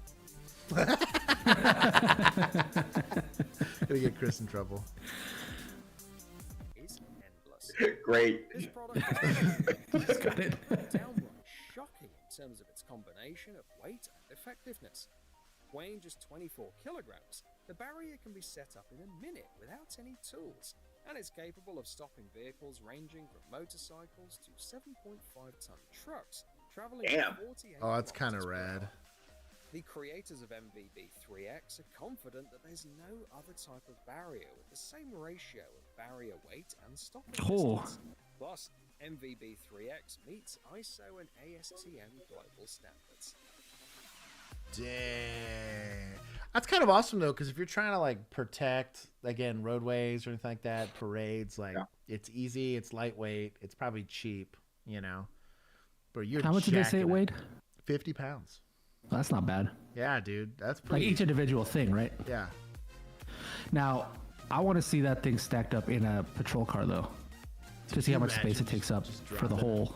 I bet you it's meant to be deployed kind of like, because we have barriers. Like we had barriers that are just a bunch of pieces of wood. So you didn't really keep them in patrol cars. We just had them staged so we could deploy them. But that's kind of rad. The barnacle is the ultimate solution for dealing with drivers who The can't barnacle? park properly. It unfolds into two halves and attaches to the windshield with vacuum electric And it explodes? that have a breakaway What? force of 454 kilograms. Even the strongest people won't be able to remove it by force. And if someone tries, a siren will go off. Was this just like a boot? Without removing the Yeah. particle, it can That's be lame. tracked down using its GPS beacon. The only way to get rid of it is to pay the fine and get a code that allows you to remove it. But that's not all. Big tool You'll used then by have to towing take the companies. particle to a special collection point. If you don't, the police will issue I'll just drive like another this. fine. After going through all of that, you'll think twice before parking illegally again. It's not a terrible idea. I don't like meter maids, but it's not a terrible idea. UAVs, they will not stand a chance once the police bring in the RF safe stop. This electromagnetic jammer can disable vehicles within a 50-meter range. What? And within a 400-meter range. One thing to note about the RF safe stop is its solid weight of 350 kilograms and its battery life of 12 minutes. But on the plus side, It's like a it doesn't make localized any noise EMP. and can knock out the engine of any boat, motorcycle, or car. That's in kind of 3 rad. seconds. That's By also the time kind of criminals terrifying. Figure out what's going on, they'll already be caught. Oh, dude, that'd be every motorcycle I ever immediately just trash the car. I wonder if it just like blows their like the fuse box in them or something like that, and so like it'd be very easy to fix, but it just like overloads their fuse box, or like how does this work? Does it just stop the computers in it? I guess, but it was saying it kills engines and whatever, so you would just that's Well, kind of and rad. I wonder, maybe they'll show it of like using it on older cars, because if it doesn't have a computer, I mean, And its battery life of 12 that's not a new minutes. car. But on the plus side, That's a no, boat. but I mean you've had computers in cars for a long time now 350 kilograms. that like control a lot of like the important systems in there, Once the police bring in the RF including your braking. So RF is not radio frequency, but it's because there's RFID readers. RF is a like frequency basically that something puts on. I thought it was radio Josh. frequency. Yes. You ready? Yes. Safe stop is unlike other deactivation technologies. Its effector transmits a discrete single RF beam to scramble the electronics of a vehicle, such as UAVs, without disrupting useful frequencies such as GPS. So does it work kind of like what people are doing to steal people's cars, that they're using RF jammers to override that the key's not actually near the car? They'll steal that RF code and then trick the car into thinking the keys. It's like with those, because it's a proximity thing is what it is. Yeah, it's saying it's a narrow beam EMP that's supposed to shut down car engines by jamming the electronics. That's wild. That's actually kind of cool. Electromagnetic jammer can That would do disable nothing to my vehicles truck within a 50 because meter it's all range. analog. Drones But within a right. unless it can fuck Yeah, up my if that's what I'm battery. saying. If it's old enough, it probably won't stop it. But honestly, I think anything past like Oh, 2012 or I was gonna 2013, say you could probably brick it. 2013, yeah. Mhm. Because that's when all the like adaptive Well, like cruise control and all that stuff kind of Mhm. kicks Yeah. in. And Yeah, honestly, yeah. If you have cruise control, you're probably getting bricked. yeah. Well, there's analog cruise control where like you have to set it and click a bunch of things if you want to go up and down. But if you have like adaptive, where like it'll sense that you're Yeah. getting close to a car or any of that, yeah, you're bricking. You're that. done. That's rad. I bet it's expensive though. That's got to be expensive. Although you know what, if I don't know if you remember this might have been Top Gear or somebody, but they did a thing where this was like a 2012 like Chevy Cruze or something that they did this to, but they literally with their laptop from home, they had one of the guys driving the thing and they hacked into it and Yeah. were just messing with him on the highway. Because OnStar is what brought on this it's a cellular signal that goes to your like I don't have even GPS in my car has no idea, my truck has no idea where it's pointed. All it knows is it's got an odometer and that's about it. I mean, it's got like ABS and stuff, but like there's I can't get OnStar, I can't get any of that kind of stuff. I bet you if you have a way of remote accessing your car, that probably bricks it immediately. That's kind of rad. Though they've been criticized, spiked crime-fighting systems are about to prove that. Oh, this is the Think about grease all those movies and news from the movie stories Grease, of the little racing spikes on the wheels. motorcycles, dozens of cars and even helicopters to stop just one car. This seems Now, dumb. Take a look at Mobile Spike.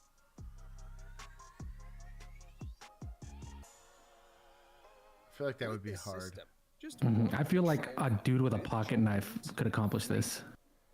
Leading out of the car. Okay, but once again, you're going against the tactics that have been taught in EVOC training. Yeah. Yeah. So are you making now new exigent circumstances by giving up the side of them? Yeah, dude. Because they could become offensive in their driving, right? Because what if they try to ram you when you approach them like that? Exactly. That's why I like Also, the this is- grappler, because the grappler, you're just coming up, you just have to basically get behind them. Yeah. It also seems like the easiest thing to evade. You literally just slightly go to the left. That's so low tech, but rad. Speaking of deadly force, when it flips over like that and just traps everybody under it. You got to think they're protecting maritime assets.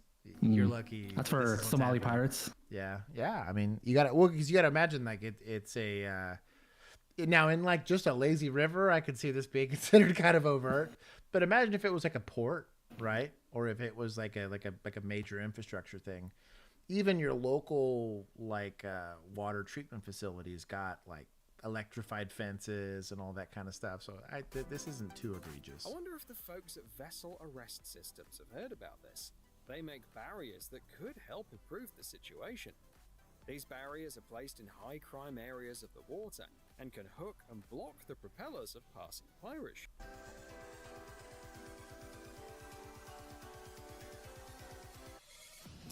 How wild. That thing's cool. It is risky and not very effective. Does it become useless after one boat though? Probably. For the British Army. Now, law enforcement agencies. Oh my god. Bro, we're going back to the net. I keep saying You it. said the net. You're so stupid. Net and man catcher. That's all policing needs. Y'all trying to get fancy I have on me. watched a T-shirt brick a car like that before. I had to help. There was a guy at the Jeep, and it was a Carhartt jacket that happened to fall out of somebody's car, and it wrapped its way around his like drive shaft. And so Damn. I crawled up under his like Jeep, took my knife, and it took me like 5 minutes to finally like cut through the stupid Carhartt jacket. But then it let go of his drive shaft. He was able to drive, but that was just a jacket. That was on accident. So this is legit. You just need like a tough enough material. Mm-hmm. So even vehicles weighing up to 10 Steel. That'll do it. That'll do it. Additionally, the system minimizes the stopping force, making it safer for the vehicle. So it slows down gradually as opposed to. Mm-hmm. Oh, is it auto deploy or did they pull it? I think they pulled it. Oh, it'd be so much cooler if I had a launcher. That would be rad. Oh, this is sussy. I don't know that I'm doing this. That's how the cartel gets you. Why go through the hassle of chasing someone when you can prevent it in the first place? That's where crook hook comes in. Oh, I don't know that I buy When a this. police car Crook stops a hook. suspicious vehicle, That bumper's gonna come off. close and activates Exactly. its crook hook horns. These horns grab onto the back of the vehicle, turning the police car into an anchor. Like I said, people are just trying to get our money. I don't know about this one. This one seems No sussy. matter how hard the driver hits the gas, they won't be able to move. All they'll do is damage They could their back. They could tires. back it. And since crook hook doesn't lift the back of the car, What about trucks? Also, if they got a truck, I was gonna say truck. We're in Texas, so it's they're like just pulling you with them. half of the cars. Yeah. stolen car. The owners will be Or and unless that thing's adjustable up and down, you might not even be able to get Under it. hooked. Or what if it's like a Corvette and it's like a really low car? Mhm. You know, or there's like basically no chassis back there to grab onto. 7.5-ton truck. In the Also, other at that point, hand, just pit them. we have the You're already there. HT Oh, Raptor that's box. deadly. It's Yeah, that's probably not a good idea. Yeah. Oh, what? It will likely end up in the scrapyard, but the bollards will still be in working order. Oh my god. This is fatal. Once the criminal car is stopped, the Oh bollards my are- god. No. I mean, I'm all for it. I'm all for this tech. I mean, it would be.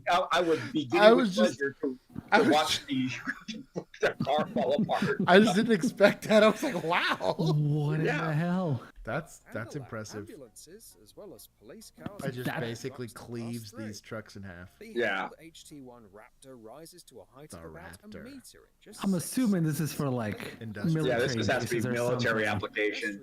There ain't no way you're doing that for civilian. Yeah, bro. For installation. Yeah, car Imagine you live in a gated community and they install these. Yeah.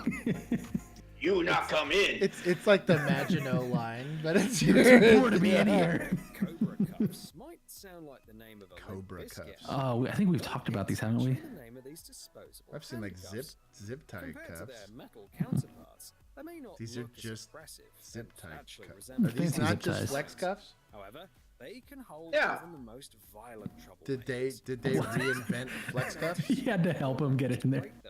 He had to like put him in the loops himself. And also makes it impossible to break free by prying the handcuffs with a blunt object. Additionally, Cobra cuffs can withstand Hey guys, I'm gonna call it. My dinner's here. Bye. Alrighty. Thanks I for can go letting me back to join. monetizing the Thanks for stream. stopping by, Chris. Yeah, I gotta have to I didn't adjust say that. now. Thanks for getting us demonetized. I actually didn't cuss that much this time, did I? It's not no, the you just cussing. advocated for beating suspects. Exactly. I did not advocate for beating I will suspects. never- I just said that never- was an effective tool. I will and never said women complain. shouldn't be police officers. Okay, let's you know. recap. Let's recap. Okay, no affirmative action, no women in law enforcement, and bring back the SAP. I think that this is very. That's your A can't wait. Keith. Can't wait. Don't encourage him, Keith. You're supposed to be the adult. Yeah, I've taken the high road for most of this. I'm just kidding. Women have a place in law enforcement. They can be dispatchers and record technicians. Where's your daughter to like? she's on the couch. Have a Just wonderful, kidding. have a wonderful rest of your evening. Thanks, guys. Let's get him out of here before we get in more trouble. It's been a lot of fun. Hey, I'll ask. Hey, next time on the set on SWAT, I'm gonna ask them. Hey, man, you guys watch OnlyCops? They're tearing your show up. Yeah. We were surprisingly nice to him. I was actually pretty nice to that show. So. You guys actually, I will say. So we're gonna be mean about him next time. You guys actually were very nice compared to what if I was doing that. You were pretty nice. Yeah. To be fair, you have SWAT experience. You are like the only person in our comments who comment on whether or not Josh and Bill are wrong. Yeah. Yeah, you guys, it was great. Yeah, I like the breakdown. I actually watched it. It was great. I just was like, but yeah. Anyways, thanks, one more guys. recorded, but it'll be Patreon only probably. Go check out Chris the it Cop's sucks. channel. Hey, I appreciate that, guys. You guys have a good one. Thanks for letting me join. Bye. All right, bye, everyone. Thanks, OnlyCops. Hey, like their stream. There's 76 people watching. There should be 76 likes. Come on. Damn right. Let's get them. Let's get them likes. All right. I liked it. I need to like it. This is All right, bye, guys. Bye. Bye. Okay, let me adjust the boxes here in a second. There we go. Keith, you're supposed to be the adult here, dog. Okay, we're back. Okay, I'm gonna watch a few more and then we'll do some after party time. Minus 29 degrees Celsius. I don't like. Subdue criminals from a distance using Oh, what is this stun or thing? flashbang cartridges, and up close using a strong fiberglass Flashbang? with a weight of about 600 grams. The hybrid has a range of 4.5 meters and a voltage of 120,000 volts. Its alarm volume is 135. Bro, I cannot wait for the first time this gets used and they point it the wrong way, like those damn confetti cannons, and hit themselves in the chest. It's gonna be 50% of the time. Which is these damn At least make alarms. one part of it yellow, dog. Something like point this way. enough to disorient a person. The manufacturers cleverly designed a cover to disguise it as an umbrella. Overall, the device fits well into today's Nobody's believing that's an umbrella. No. the effectiveness Nobody. of barriers against different types of vehicles, with a couple of crash tests, of course. And that's exactly what Hedgehog International did. They tested their barriers against cars and even a tank. The tank couldn't get past the company's Why they pick like the smallest tank, bro? Come on now. or reinforced concrete hedgehog barriers. Can still easy to Whatever. Josh, we just need to create like a Lego-shaped thing, Basically. like just big Lego blocks, and be like, "Look, your car can't go over this thing because it hurts its feet."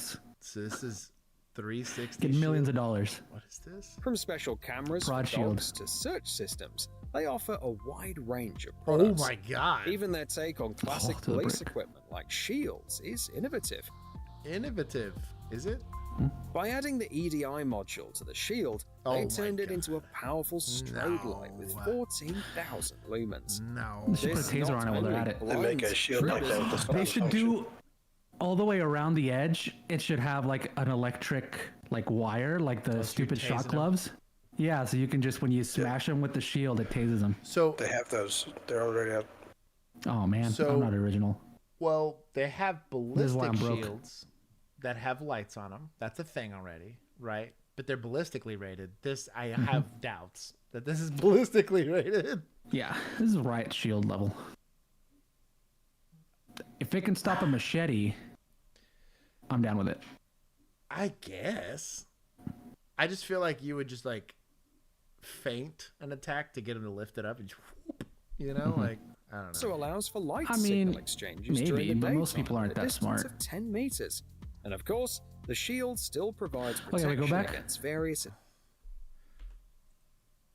intruders, but also allows for light signal exchanges during the daytime at a distance If of you're just 10 gonna do that, meters. why are you so And of close that he course, can the stab at shield you? Just pull out your gun from further away. Agreed. still Look at provides Juan schooling protection I against don't know, various this is like a attacks Ukrainian from security stealth. guard. Yeah, the only reason to have this is if you're wanting to get in close where you don't want to use your gun. But if they're already armed and you already think you can use your gun, just use your gun. Okay, I'm gonna do one more, and we'll do some. Let's see. This is more taser stuff. No. Riding shotgun with cops. I've been disappointed already. Well, oh, this was pretty good actually. Hold on. Dr. Insanity. Shout out to your boy. Oh. It's pretty good actually. 911, what's your emergency? Hey, I'm a bus driver for... Shield that launches flashbangs, And yes. one of my students just passed me a note that says his mother needs help, and If that it his dad sprays, is... OC. Actually, that'd be them. kind of rad. Because then it doesn't get on you. Yeah. Dude, Well, you just they wear a need- mask. okay, so that's our wear a thing. mask We're gonna make now. riot shields for crowd control that have sprayers in them, Or so you can advance with the shield. or like a Taser 10 module, like a little cutout for the Taser 10. Just... Yeah. What was that? The taser, the like taser landmine I think that we saw one time. Just put that on it. That it launches like 20 taser things all at once. Juan here's having fever dreams, but Taser land. No. I'm gonna look it up right now and I'm gonna to you. This was Kai- a legit thing. Kai, bro, there's so many better choices than Applebee's. It's called the Taser Shockwave. Okay. It is a real thing. It's just, it looks like Yeah. 3 claymores stuck together. Dan said a shield that stops. Oh wait, we already have that. hurting her. Okay, do you have an address? This yeah, is they live on... It's the first house. This is why cops have pessimistic brains or suspicious and whatever brains. This is what happens. When you turn into the You're neighborhood... hiring them to have these. Okay, officers are being dispatched now. It was on the Stay with the deadliest child warrior. until law enforcement arrives. Yeah, so I'm just parked I just outside sent the you the picture, neighborhood. I'll Josh. stay here. This is what the Las Cruces Police Department were informed of on April 23rd, 2021. Just the night before, Veronica had endured 12 hours of what could only be described as a living hell, all because of her abusive boyfriend, Eric Alvarado. At this point, fearing for her and her children... This kind of looks like a weird, like, Hitler Youth picture. This like, looks why do they have this ties? looks like all the footage that comes out of North Korea. Kind of does. Children's life, the main thing on her mind was to call the police. But Eric had confiscated her phone and refused to let her leave his sight. However, Eric and Veronica's son still had to go to school. This gave Veronica an... So, domestic assault in Texas, what was it? Where you basically prevented someone from calling 911? What was that, Keith? Do you remember? It, I think, fell under unlawful restraint. Is it under that? It's like a subsection of under- unlawful yeah, restraint. unlawful restraint. So like basically you tell them they couldn't do it, or you would hold their phone so they couldn't call 911. You probably also have actual unlawful. It's not kidnapping because you're not transporting them, but unlawful restraints preventing someone from moving. That's anybody. This would get the domestic version of that. An idea that would save her and her family's life. Okay, I don't need the intro. Can you explain to me what's going on today? Last night he was taking me a lot. He was shaking you? And so with the pillows, he picked me up. He got my head against the cabinet. I have, whenever we have time/money to fix my phone, I have a door I kicked for something just like this. It was wild. I was in field training for that. And it was wild. That was a wild call. Also, I got like, I might have command Spanish in there. We yelled at him in English and then realized, like, wait a minute. Like, he's looking at me like he doesn't know what I'm saying. And then we yelled in Spanish, and then he yelled back at us. He was yelling at us in Spanish, and we were yelling at him in English. And then, like, we kind of figured it out. And I was like, oh, wait. Anyways. And then he's Who fixed that phone? And then my kids were screaming and crying.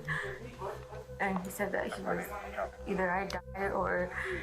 Back, saying that she was in danger. Cruces Police Department. The cops need to know exactly what happened. Veronica just told them that Eric would have a shootout with the cops if they came, so they know they're dealing with someone either dangerous or delusional. Something they would quickly find out. Were you trying to get away from him, or what happened? I just started doing whatever he asked me. He would even tell me to follow him to the bathroom when he needed the bathroom. He would make me pick up the seat for him. He said, are you going to let me? And then I was just like, well, neither. And then I was crying for my mom. He said, you really think I would do that? He didn't try to get out, and he didn't forcefully try to keep you I was from like, leaving or anything like that? I've tried before, and it never works. So I just stayed quietly, and I stayed up on the bed. Good I rolled investigating. If your questions are not leading towards meeting the elements of the offense, they are wasted questions. Just free food for advice. Ollie. He said the phone repair fund. Oh, I like the law's comment. By the time that phone gets fixed, the old school technology will be lost to us. It's not going to be compatible with any cables that we have, any software. It's a micro SD. It will be fine. Try to get away, and he would just pull me closer and hug me. Okay. But I didn't have a phone. Did y'all hear the beep? Sorry, that killed me. Sorry. Call you guys. I got mad and I realized it was just us here, and I was like, wait a minute, that's not a Patreon person. Bro, you know what I'm mad about now is that we got these fancy schmancy new smoke detectors that are like, I don't know, like AI powered or something dumb. They're like smart. They do both like smoke and like carbon monoxide or whatever, but the battery dies so much faster. It's like every 2 months you have to replace that thing. I guess even if they're hardwired, they'll beep at you because the batteries are bad. And they set each other off. So when one starts beeping for the battery, it'll set the other ones beeping like there's an emergency. Because there's like a sound. What happened to your phone? Real annoying. He has it, but he always takes it because he knows that I'm going to call the cops. Okay, so the marks on your face, is that from him, or? I thought the beep was mine. Okay. And then... Getting bodily injury. Listen to exactly what Veronica is saying. It's obvious that this isn't just a one-time thing. She's using phrases like, I've tried before and it never works, implying that she'd almost given up trying to escape him. This is known as learned helplessness, a condition where an abused person starts to believe that they're powerless to save themselves because of the repeated abuse and perceived lack of control. Unfortunately, There are phrases, the psychology people in the chat /Juan will have to help you with this. There's specific phrases that either just sociopathic or narcissistic people will use to give you the sense of powerlessness. Like they will condition you into it. There's a lot of techniques. There's like you isolate them from family and friends, so they have nowhere to go. You control their finances so that they have no way to leave.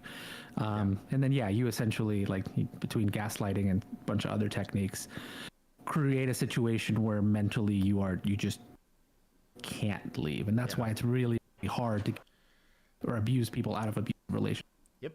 Essentially, you're almost using the same pathways as like addiction. Yep. It's that same sort of reward system. It's more common than you might think. On average, it takes 7 tries for a victim to escape their abuser, and every single one of these failed attempts would start to make them feel A lot more of them and get more killed before that. powerless. As Yeah, I would say probably my batting average for this was probably about 5. Like, it would take about the 5th time, and it wouldn't just be us; it would be other officers. But you could see, like, the call log for the location, and then like the reports tied around it. About the 5th time, and we had really well set up. We had victim services that would come up and like follow us to it. Like, once the scene's secure and everything's sorted out, they would come and be like, "Hey, like, we have services. There's either state provided services, or there's city provided services, or county provided services. There's shelters, whatever." Like, if they would cooperate with it, I think they gave somebody like helped them. Typically, They helped them move. They helped them get into like place to college stay, and stuff. clothing. At least the ones that I've it's pretty good. seen. It's like place to stay, like help you find a job, like do a ton of stuff, childcare, like. Even with all that, it was pretty rare. It was very rare that they would get out of the situation. though control of their life is slowly slipping away. Given that Veronica has a 5-year-old son with Eric, the abuse might have been going on for years, with her essentially resigning her fate to his violence and manipulation. If that's the case, then her son's actions should be even more celebrated, finally freeing his own mother from a relentless cycle of abuse. Can you explain to me what happened first yesterday? We were arguing. I think he was just more frustrated because he was yelling at the kids, and then he started to get upset with me. He got upset because I didn't cook. He grabbed himself something to eat, and he told me to garbage and give it to him, but it's because I had the baby in the bed and I laid it down. She was getting upset every time I walked out. Okay. And then so I came in here all mad talking shit, and I was right there by the microwave, and I slammed it to close it because he had his food in there. I was going to heat it up, and he told me to shut up, and then he got up and pulled me from my hair and pushed my head toward the cabinet in my head, like went like that, and that's why it's swole way right here. Went like that, and my eyebrow hit right here. Veronica continued to tell the officer about that night's abuse, how he choked her. So I'll be honest, I appreciate that he's being thorough, but once you have the elements of the offense, I really wouldn't try to investigate it any further. Mostly because asking a lot of these questions and making that victim have to relive that circumstance every time because the detectives are going to ask. If this goes to trial, the prosecuting attorney is going to ask. The defense attorney is going to ask. You want to try to minimize the amount of stress you're putting the victim under, because I'm going to eventually have an ask for that victim. One, are they going to press charges? Mind you, the state of Texas picks up those charges, but is she going to be cooperative with the state when we prosecute, right? So this means that she's willing to go write a witness state or write a victim statement, right? And then is she going to take the help we're trying to provide? If you make her recant a 20-minute play-by-play of what just happened, which is probably very traumatizing for them, right? They're going to be so stressed out that when I make the ask and they're now faced with the cliff of decision that they will eventually have to take a leap of faith on, the more stressed out they are, the less likely they are going to be to take that help. So we learn as people that if you're being a good listener and you're being very empathetic and you're letting somebody try to decompress about something stressful, that you're being a good friend, or you're being as a police officer, it's very different. You are not, they don't know you, right? Whether they trust you or not. And the more, like I said, you're making them recant this, though in some situations it's very rare, they might find it cathartic to have gotten to tell someone, and they might feel hurt. I'm not saying cut them off and say, shut up, I already got what I need, and let's have some emotional intelligence here, right? But if they're done talking, don't ask more questions. If he had it when they said he tried to suffocate me. I already have the felony version of this domestic on I have bodily injury, I have the complainant, I have what I need. Let's try to get them away from that and start again using positive, affirming language to say, hey, we can stop this today. We can stop this right now. Do you need help getting clothes? Do you need help calling somebody? Do you need help? Get them out of that victim's mentality or mindset and try to give them a sense of power and control over their situation. That's my only criticism about this interview. And the cop's doing a great job of getting questions answered, but he had PC forever ago. Mm-hmm. Just be careful with that. threw her around and grabbed hold of her so hard that she couldn't force his hand away to save herself. Yeah, I was holding onto his arm, but he lifted me up because he's so strong. He lifted me up and he In slammed that me case, on they the, need to know. the counter. As much as they can bury this guy, bury this My guy. oldest son came out. What did you feel when he grabbed your neck? I don't know, like I was. Also, so some of these questions, and I guess trigger warning for those of you that have unfortunately been victims of this. There are very specific questions that a lot of prosecuting attorneys want answered, and mind you, they can ask if they needed to. That I think are terrible questions to have to ask. Like when we would do domestics in this specific situation for strangulation, I had to ask, did you look at his face when this happened? What do you think he was thinking about? Like, we had terrible questions to have to ask. And I'm sure it makes for like a sexier prosecutorial device, right? But it doesn't do anything for my victim. Like, I hated the packet. I used to always half-ass that part of it. And I got lectured more than once for that. But I was like, look, I have solid PC. I'm here advocating for the victim at this point in time. Like, as long as I get them out of the situation, cool. If you can get them charged, awesome. But my first concern is making sure that my victim is safe. Yes, I need PC and I need to meet the elements of the offense, but I'm not here to try to romance a story out of a victim for my benefit of getting a super slam dunk case when it's not really doing anything to have any restorative things for the victim. I have beef with that. Like trying to fight to get it off, and then all of a sudden, like my body just started feeling weak. Feeling weak? Yeah, and I just I felt like I was underwater and I couldn't breathe. And I was just like trying to calm him down, like, oh baby, I love you, please stop, this and that. But I was just like, because I already know how he is. Directly after being choked almost to death, she's still pleading with him and telling him that she loved reinforcement to manipulate Veronica. Love bombing involves initially showering the victim with affection and attention, forming attachment quickly, and intermittent reinforcement despite making her I'm not going to do Only Robbers where we teach people how to do this. feel like this. Are you scared to die? Are you scared to die? Abuse got so out of hand. From PTSD, depression. Symptoms from PTSD and depression are not to become an abusive, controlling asshole. There's free advice. That's Well, not sometimes they are. That's true. Well, no. Don't get me wrong. Isolating behavior, lashing out behavior, random fits of rage, 1,000%. I'm not saying that you're not under an acute amount of stress and you're going to lash out. You're not going to have prolonged, like long-term abusive. I don't know. I don't find that as an excuse, regardless of what the clinicians will say. I would say it is not an excuse. It is a descriptor.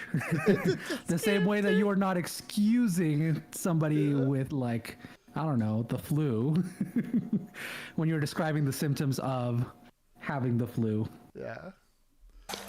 And he hasn't took his medication either. Bipolar depression and... Yes, it takes so much stress. Also don't like when they're tying, because again, like I understand and I appreciate bipolar being part of the discussion. Obviously there's an MHMR component to this, or a mental component to this as far as mental health. The problem is this does nothing but perpetuate the stigma that if you're bipolar, you're going to be abusive or manipulative in some way, shape, or form. The same thing happens with autism. Same thing happens with the borderline's a little more complicated, but like I hate it when they immediately go to that. And it's a very low level understanding of it, but it's like, see, the suspect was bipolar and that's why he's crazy. I would not want to take somebody's word for what they're doing if you can get some medical records that confirm this, because people's understanding of what any of these things are completely different from what the actual, like, DSMV, now 5, I think it is. I learned on the 4. Things have changed, but their understanding of what those are, there's disorders, there's some stuff that got mixed together. Some things don't exist anymore, but are now spectrums as opposed to like specific disorders. And anyway, but yeah, so like saying bipolar might just mean he has mood swings as opposed to he's diagnosed bipolar and has medication he refuses to take. And those are two different situations. Bipolar. Yeah. So the only thing that set him off was the whole him not having food ready and all that? No, it was the kids who was yelling at my son. Okay. And that DSM. I said DSMV as in DSM-5. Apparently, Not Eric DSM-B. suffers from PTSD, depression, anxiety, V and as in the bipolar. Roman He's numeral. supposed to take a litany of meds to keep him stable, but that night, he hadn't taken any of them. Of course, this isn't an excuse for his behavior, nor is Oh, it to look be at him. assumed Shout that out to many Dr. bipolar Insanity. people would ever act in this manner, but it could be a Thank you. possible explanation for the severe good and take. continued abuse. How long have you been with him? I may have said DSMV-5 like There's a time when he sent me to ATM machine. Sick or anything like that? He has? In Las Cruces? Eric is clearly dangerous and needs to be locked up, but that all depends on if Veronica is going to press charges this time or let Yeah, does herself it? be Shall manipulated. arrest, bruh. Yeah, it's a shall arrest. I can't imagine this is. I don't know if there's any state where it's not shall arrest. Well, I guess deputies get to play by different rules, but I'm teasing Keith. Manipulated out of it again. But before Yeah, she can deputy even would make cuff and that release. decision, the other cop comes into the room and lets them know Give 'em a that ride they home. need EMTs on the scene immediately. When you were standing up and then you started, Hell yeah. Oh. you started, I don't know if he was showing, he was making it. So you're just gonna Is come that here and hang not- out? Is that normal for Just, him? yeah. he gets like Also, is there somebody with him? Like they just leave him I'm in the saying, room? like, Yeah. you just left the room? really upset and he's not acting in an angry way. He does that and sometimes like he'll fall. Attack and needs help from a medic. The thing is, the cops can't be sure if this is a genuine reaction or another way to try and guilt and manipulate Veronica, but either way, they get the fire department on the scene to check him out. Does he need to go to the hospital, boy? He's wanting to go. Oh, he's wanting to go? What do you think? Bro, if a patient is having seizures, they're going to the hospital. Also, is he not going into custody? If he's going into custody and he's having seizures, he's going to the hospital, whether he wants to or not. That's. I don't even know why we're having this discussion. We're trying to just take a blood pressure. That's about it. His oxygen's good right now. It's at 98%. Heart rate's fine. A little elevated at 98, but it's nothing crazy. 98 beats per minute. I mean, I guess you could, if you're like heavier set or whatever, you're resting. Do you take your medications for PTSD and the depression? No, no what? Do you take medications for it? Yeah. Are you current on your medications? So we always recommend heading up to the hospital, especially because he has like PTSD, bipolar depression. Medically, everything seems throwing it fine out with there. Eric, but they still decide to take him to the hospital temporarily at his request. Bro, the sugar-free monster's actually a pretty good take here. That's pretty good. This dude's padding his defense in front of their body cams. Seriously, dude. Like that's my All he's beef. doing. That's what Truss my his beef. ass up, throw him to the hospital, cuff him to the bed, take him to jail him, book him in. I have beef for sure. Yeah. I have beef. In the meantime, Very Veronica is now curious about the rest of the process and has made a decision on if she's going to press charges. He always bonds himself out. Okay. And he told me that I'm starting to remember a little bit. It's like, I didn't think I'm gonna be that long in fucking jail. I get bonded out real fucking quick. So I know you said you want a restraining order, so we'll work on getting that. Usually it's That's a piece of paper. going to be an emergency restraining order. Would I be able to press charges on him? So in situations like this, it's up to the state to pursue charges. So usually we go through with no matter if we have charges, we're gonna go through with the charges whether you want to or not. So call it, I guess, like bedside manner. I don't know what we want to call this, but you already have the person saying they want to press charges, though he's 100% correct. The state in this instant decides whether or not they're going to be able to follow through with it. Did it do anything to help the suspect or the victim in this case, like feel taken care of to explain that to her? Like have some emotional intelligence when doing these interviews, because again, for you, it might be mildly inconvenient or maybe procedural or maybe whatever. But for the victim, and this is literally a life or death decision as to whether or not she's going to cooperate or whatever. Easier way to say this, free word of advice here. The state is likely going to take an interest in this case. However, if you do cooperate, I'm sure the DA's office would really appreciate it and make it easier to prosecute this. That's it. My job is to provide you services and safety to the fullest extent that the law will allow me to. However, yes, a written statement would be huge, and they would love you for that, right? But like, make it about making them feel safe. Like, you already have PC. The guy's already going. Like, I don't know. Have some emotional intelligence. It annoys me. I should have first charges when I couldn't even open my eyes. Emergency restraining orders are common in cases of domestic violence, especially where there's children. Now, and Keith, maybe correct me if I'm wrong, I do believe they would not do EPOs if you were not cooperating with the charge.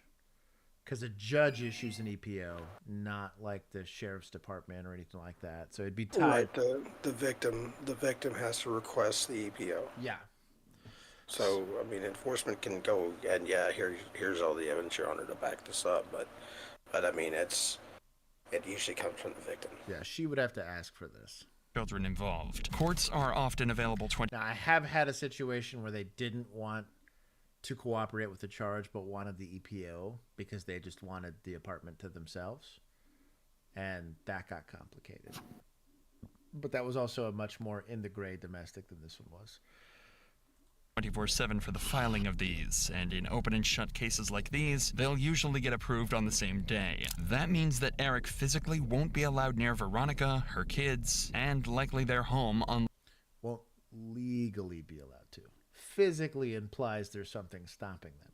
I hate it when they use this language. It's unless he goes through a rigorous legal procedure, but it turns out that might not even matter, as it looks like he's heading straight to jail. It isn't going to be a 48 for him. He's going to be cleared already. As long as he's clear, he should be fine then. It's going to bring me the ERO. So, hey, can I get a district court judge for the ERO? Somebody with medical experience, tell me whether or not EMS can clear you after a seizure. I don't know about that one, but that's weird.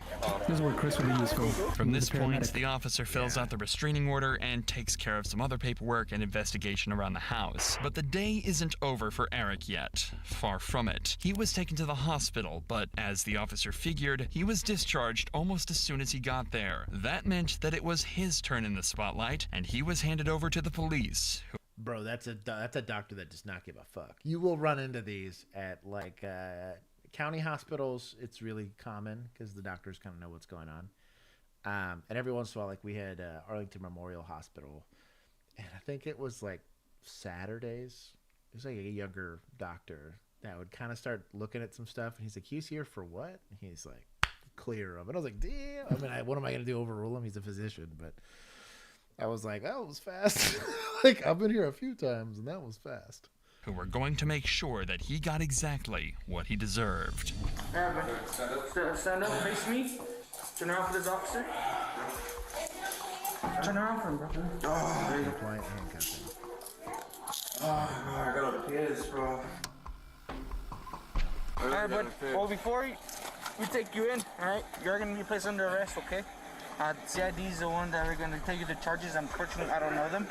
But you are going to be served a emergency restraining order. I would suggest not contacting her, writing her, going to the house, none of that. As the officer mentioned, the case was handed over to CID, or the Criminal Investigation Division. In even simpler terms, the detectives. Usually a case is passed over the psychological manipulation that warranted their intervention. As to truly unpack what happened here, it would require an expert to dig deep and use their skills to figure everything out. That's why less than an hour after he was released from the hospital, he was sat face to face with a detective that was about to grill him for his side of the story. Unfortunately, Eric didn't exactly make that easy, and it ended with him back in handcuffs and on his way to a cell. These are always fascinating discussions.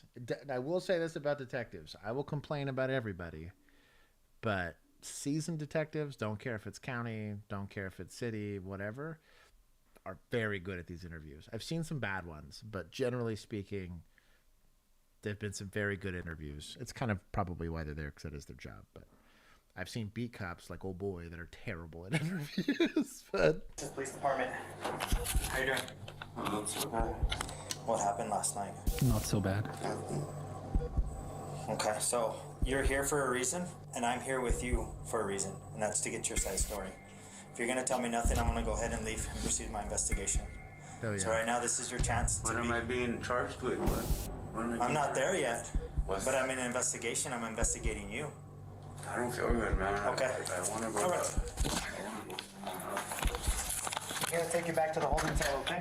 So the last thing that I need to do was get your side of the story. Since you're not gonna give that to me, I'm gonna go ahead and charge you with 3 counts of aggravated battery on a household member. 2 of them are strangulation. The other one's gonna be suffocation. Or 2 of them be suffocation. One's gonna be strangulation. Battery on a household member, and also deprivation of property to household member. 3 of the 5 are gonna be felonies. Okay? What? Why are they felonies? What did I do that? 3 felonies. Why? Do you want to talk to me about it? But like, what did I do? What did you say? I don't know. You were there. I didn't. You were there. I didn't do nothing. I didn't do nothing, bro. Okay. I did nothing Then for her. stay with that. Stay with that story. I want to know what the I'm not gonna felonies tell you are. anything. Stay with that story. You don't want to I tell like me. this guy. As it turned out, Eric would only be charged with 2 counts of aggravated battery of a household member, 1 count of battery against a household member, and deprivation of property.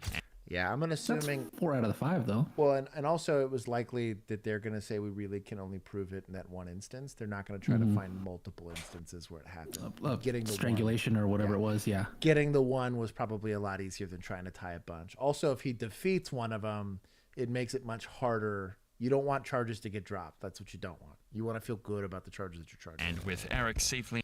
I love that this guy wasted 0. I'm not pleading with you. I'm not asking with you, but you're setting the expectation that that individual does not have any power here. I don't do stuff on your time. We do it on our time now. You're in custody. It's a really good officer presence, baby. Let's fucking go. In cuffs and in a holding cell, the police had only one more job to do to put Veronica's mind at ease. Hello? May I speak to Veronica, please? This is her. It's weird that they recorded this, like with the camera. It was kind of weird. Normally they just have just like, auto audio. They have tapes for this. Oh, this is kind of weird. Yes. Okay, just real quick, I wanted to Oh, let it's a you body know cam. that I'm going to go ahead and charge Eric. He's going to have 3 felonies, which is going to be aggravated battery on a household member. 2 of them are strangulation. One's going to be strangulation. The other one's going to be battery on a household member, and the other one's deprivation of property of a household member. So another thing, I'm asking the officer to call a Sky report to CYFD. Because of what he exposed the children to. They'll probably just reach out to you, ask to see the conditions of the house, make sure that they're suitable for the children. Oh, they're gonna go with neglect? Yes. I know because of what happened, but then at the same time, I don't know how to say this. I accept what you're doing, but there won't be any way he can see his kids.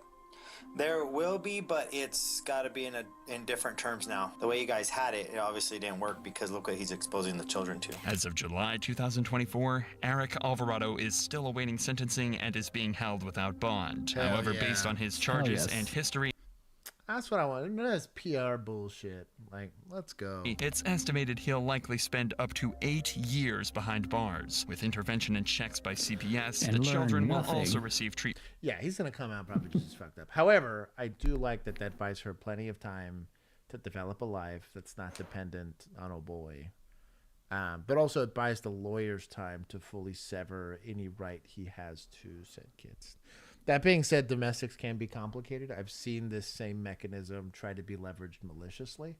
I have had to investigate it where someone was doing that. And so it can be complicated. I think domestics are very complicated. But this was a good example of both a good interview process and also like, though it's not illegal and though it's not like particularly egregious, there's these tiny little battles constantly occurring when you're a agent of the state, right?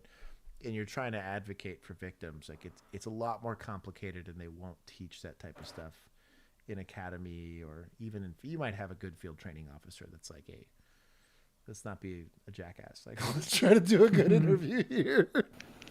But yeah, there's small stuff like when somebody's very agitated, don't tell them to calm down. Like that's a really common one that typically gets thrown around. There's some of these too where it's higher level, I guess, police interactions or critical incident intervention, but like it matters. Like this kind of stuff matters, and making sure that you're serving justice. You're not giving people what they deserve. I also don't like that term because there's what the law allows you to do, right? Not, I'm gonna get him what he's gonna get. You're not the karma police. You're law enforcement. It's a little bit more complicated. Anyways, I will hang out for a tiny bit of time with you guys in the after party. I do have to wake up early in the morning, but I do want to thank. I do too. It's awful. I do want to thank Keith for hanging out with us, and for everybody that's been in the chat. I do appreciate it. And then for producer Juan, for both getting all of this stuff done for us and finding a way for you guys to still be able to see the SWAT episode, despite what.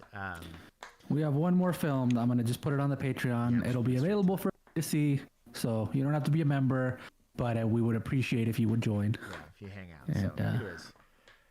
Hang out with us. I do love you all. Go ahead and check out our store page if you guys don't want to do either one of those things. There's some pretty cool stuff that is there. You guys can go support us with deputies or PTSD. Emotional support cups. Yes. Also, if you're in one of the higher tiers of the Patreon, you do get Stuff's some been getting merch out. that is Patreon exclusive, including a mug that we can't sell on here. So, yeah. A couple of our members just got. Chris got one, and then Ginger Ninja just got his too. So, anyways, go check that stuff out. You guys can join the Discord where we hang out and do really cool stuff. I do love you all. I hope you have a wonderful rest of your evening. Until next time. I like y'all as a friend, but I'm married, so.